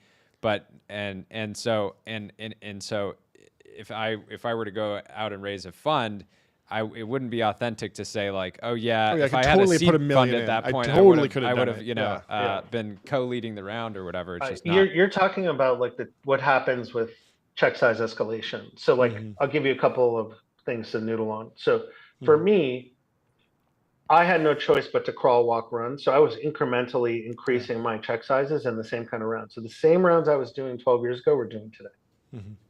Now, most people will just say, oh, I can go a little bit more. I tend to think if you talk to other seed investors, that kind of line is around somewhere between when you're asking for 250 to 500K starts to get tight. Yeah. So you could have one model is you could have an aggressive angel who gets that right away and starts firing the $1 million instead of 25, and they still have a hot hand, they still have a good network, they still have good judgment and knows, like that can work. The problem is like you're probably gonna light a lot of money on fire too because the deals are moving too fast and they don't have like that deal judgment going. But the broader point you're making is a very good one, which is around like what check size can you really write in the competition set? Yeah. In the companies that matter. This is fantastic. We definitely do have to have you back on. We could talk for another 5 hours. I got to ask one more question. Please. How do you think X is today in comparison to the good old days of Twitter? I think you were one of the first people I ever followed on tech Twitter. Same here. I got on like somewhat late. I was in college, but I mean, 5-letter username. It's no 4-letter username like at really TBPN, but it's pretty good. Like, I'll see new people follow me, and like usually it's just bots or people with like an animated. The anime profile pictures, there's alpha in those. Some of those folks are really great AI engineers. But like recently, a bunch of people have like followed me, and I'll look at like recent followers, and it'll be like Barack Obama. Wow, that's awesome. What's so funny? If you're listening, I love X. I love Twitter. I've been on it for, I don't know, over 15 years. I just want TweetDeck back. Because I think TweetDeck being removed has disrupted my flow, and I haven't been able to like find my footing again. But I think the content on there is great. It's harder to find. Right now, and I tend to get the best tweets in my social chats, in my group chats. Yeah. And to me, that's a sign that like the interface is too much. Yeah, we talked about this with Eric Torenberg a little bit. A lot of the alpha has shifted to these big group chats, and there is a little bit of that that's lost. I mean, Twitter originally was like the global group chat for the world and for tech, and you had NFL Twitter and all the different Twitters. There's still a little bit of that, and we're bringing it back with this show. I think Elon and them can make more money by going back to TweetDeck, redesigning it, and then in each stream you can have different ads just at the top. It's like such low-hanging fruit. Yeah. Yep. Well, this was awesome. Thank you for coming on. Let's do it again soon. You guys. Yeah. Thank you. Great to we'll meet talk you. To you Yeah. soon. You're the man. Take care. Cheers. Let's bring in Dan from ChainGuard. Boom. Announcing a pretty medium-sized round. I think it's just in the couple $100 million. And by the way, did our 3:00 meeting get moved to? Oh, did it get moved? To 2:30. So we got even less time. Wow. Okay. Well, we might have to reconfigure some of the agenda because a big meeting just got moved up, and it's all the way across town in LA traffic on a Friday. We are going to be in trouble. We will figure that out, but we will first have a chat with Dan from ChainGuard. Welcome to the stream. Boom. Thanks for having me on. Yeah, thanks so much for joining. Congratulations on the hefty $356 million Series D. We'd love for you to introduce yourself, break it down, give us the news, tell us what's up. Oh, man, I was just on my roof 10 minutes ago trying to get my Starlink to work because my internet was down for 2 hours and it came back on 5 minutes before this. So I'm so happy to be here. Well, it's a miracle. It's meant to be. Perfect where timing. are you right now? Yeah. I'm in my basement in Rhode Island. Ooh, nice. Yeah. Very cool. Awesome. Yeah, we're an all-remote company. Cool. We're about 3.5 years old at ChainGuard. We got started during the pandemic, so there were no offices, and we've kept it that way as we've grown. But we're building a safe source for open source software. Cool. Open source is this kind of like hippie software movement that's been around for like 30 or 40 years, but it's like anyone writes code and puts it on the internet for free, and people use it. And everyone kind of gives back and trusts it, and it mostly works. It's awesome. It's like 90 to 98% of the code that people use when they're writing, their own applications. But when you're using code that's written by anyone on the internet, it turns out not everyone on the internet is a nice or responsible person, and that leads to security issues. And what was the single? I was about to say, what's the inciting story? Is it SolarWinds? What do you go back to as like the foundational story that we will be able to prevent in the future? Yeah, SolarWinds was like one of those eye-opening moments. Sure. It's something I've been paranoid about for a while, though. There's actually this paper that was like written in the 70s by Ken Thompson called Reflections on Trusting Trust. And it was like a Turing Award-winning paper. Like it was his paper after he won an award. And he kind of proved by pranking all of his coworkers at Bell Labs that if like there's a backdoor in a compiler is the thing that turns source code into like, the thing you're actually going to run, then you can't really trust any of the programs that are ever built with that or any of the things that are built with those things. And it's an awesome paper. And then everyone just kind of blocked this out for like the next 40 or 50 years until SolarWinds happened, basically, where somebody actually spent the time and did something like that and then had dramatic consequences as a result to all of those kind of downstream customers. But my co-founders and I have been working on this stuff for a while at Google, and SolarWinds was kind of the kickstart to actually get this company going. Got it. So talk to me about, the ramp on this company is crazy. What was the first customer? What was the go-to-market? How did you scale? I wanted to hear all that. Yeah, we spent a while in the beginning trying to figure out what we wanted to do from a product side. Right? Yeah. Software supply chain security, open source security, it's a whole bunch of problems. It's not just one problem. And it took a while to figure out which one people actually wanted to solve first. It was this topic everybody knew about after SolarWinds. There was an executive order from the Biden administration, that kind of thing. But nobody was really ready to take action yet. They were all just paying attention to and learning about the space. So we tried a bunch of different things. But this product that we have now, our ChainGuard Images product, we started on it pretty early, and it took a while to get going because there was a lot of software that we had to build to get to this point where people could come to us and get whatever they wanted to run from us. We first started selling it like, oh, sorry, go ahead. Oh yeah. I just wanted to hear, finish that story and then I'll ask the next question about, Yeah, we really first started selling it about halfway through calendar year 2023. We got the first couple of customers on board. We had a couple sales reps at the time. They reported directly to me. After it really started selling, though, and we had a feeling it was repeatable, we brought in a VP of sales, really started to scale that. But we've kind of been perpetually behind on growing our sales team as a result. The demand has been just, more than we can handle. Like you're doing great. Talk about, I want to ask you more potentially just fun question, not so serious. Talk about the brand. I think if you said 20 years ago that like a security software company would have such a fun, delightful brand, they would have kind of laughed at you. Is it just an extension of the team and your guys' internal culture, or how did that come together? And what's been the customer response to that? Because I imagine you're like at this point, many of your customers are not just cool ex-native startups. They're really scaled enterprises. Yeah, I think it's a reflection of, in some ways, our internal culture. Right? Like security is really serious work. It's the type of security we do is really tedious work. It can be boring. It can be hard stuff nobody really wants to do, and we try to keep it fun. One of our core values is we do serious work, but we don't take ourselves too seriously.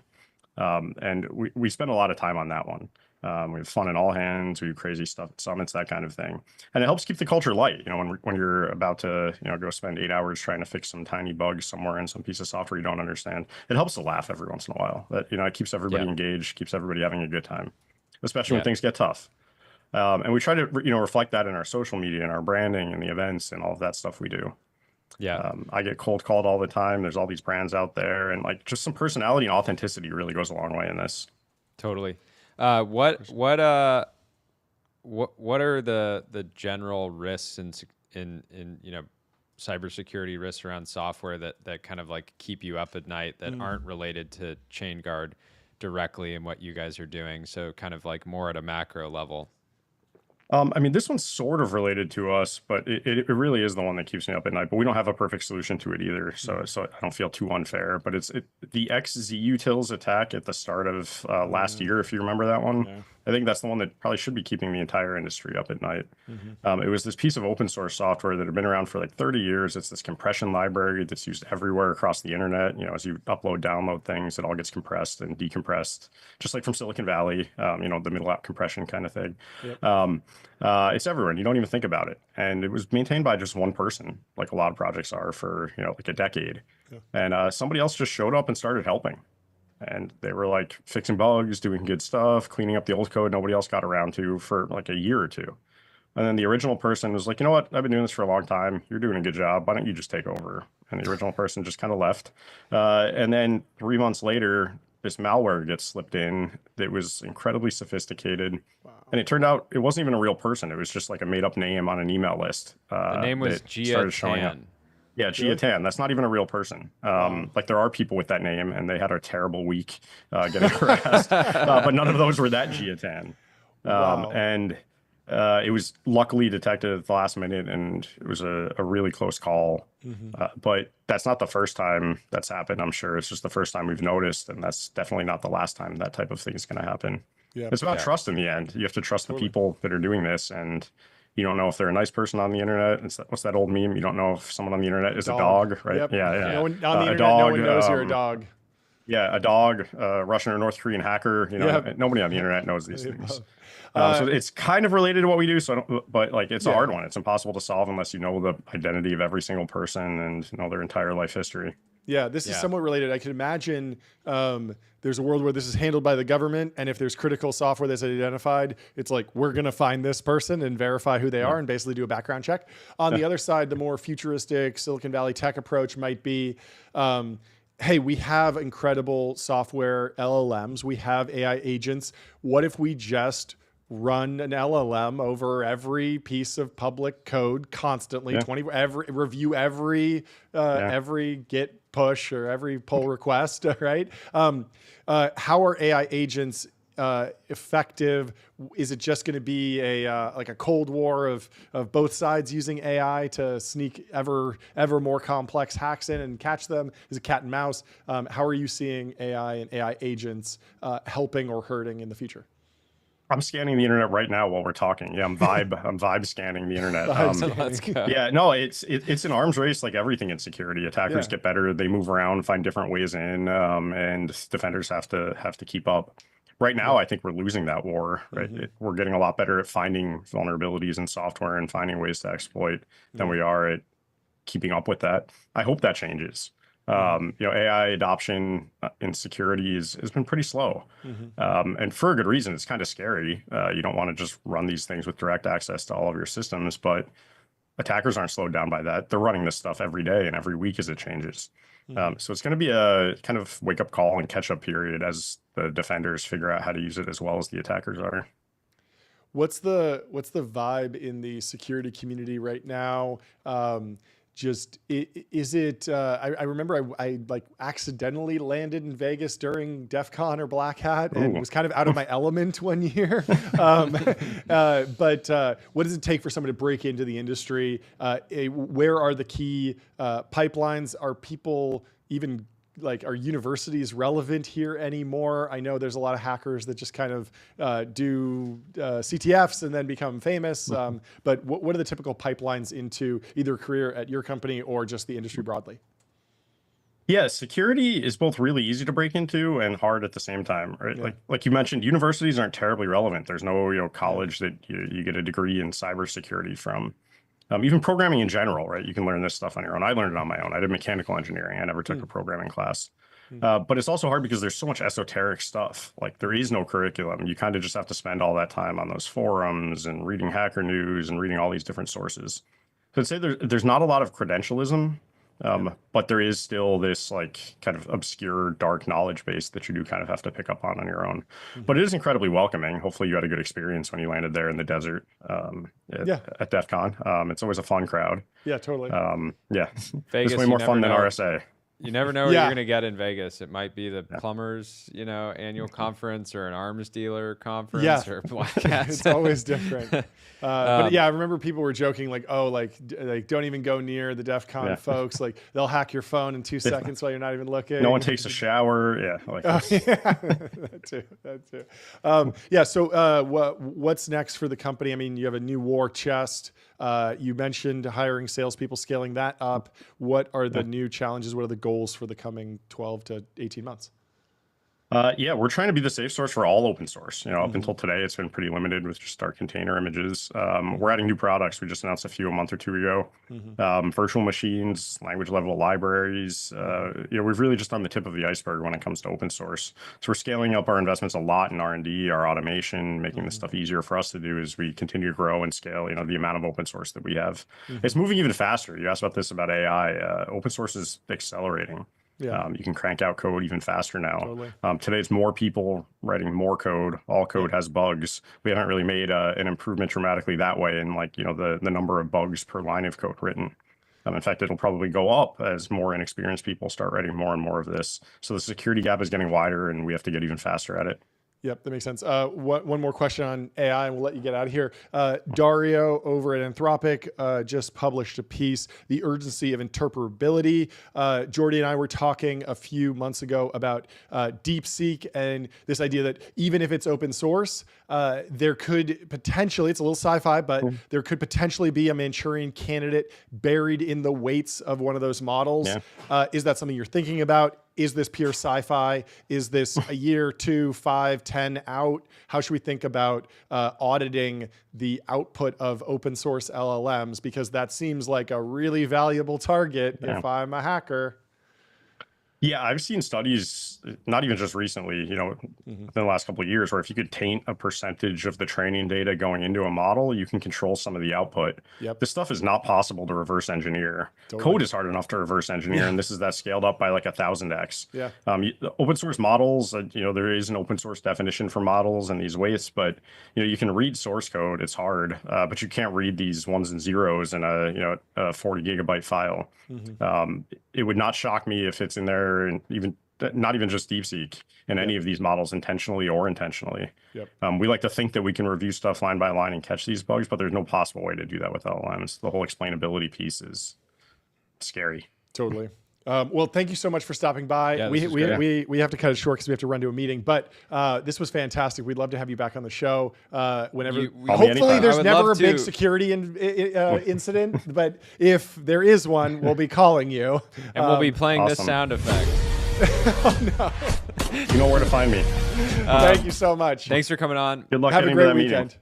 Yeah, Cheers. We'll talk to you later. Bye. See you, Dan. Fantastic. Well, sorry, we have folks. to wrap up. We have one last ad. Linear, you heard from the CEO directly. It's the new standard for modern product development. Go check out Linear. Build with focus, ship with care, linear.app. And thank you. We will wrap up there, and we will be back Monday. And yeah, we're sorry we have to run. It's going to be a massive week next week. We're going to be on the ground at Hill and Valley in DC. We have a lot more planned, a lot more timeline, a lot more top stories, a lot more real estate stories, hopefully. I'd love to break down some more mansions. We'll see. Anyway, thank you for watching. Thank you, folks. We will see you soon. Have a fantastic Goodbye. Have weekend. a great weekend.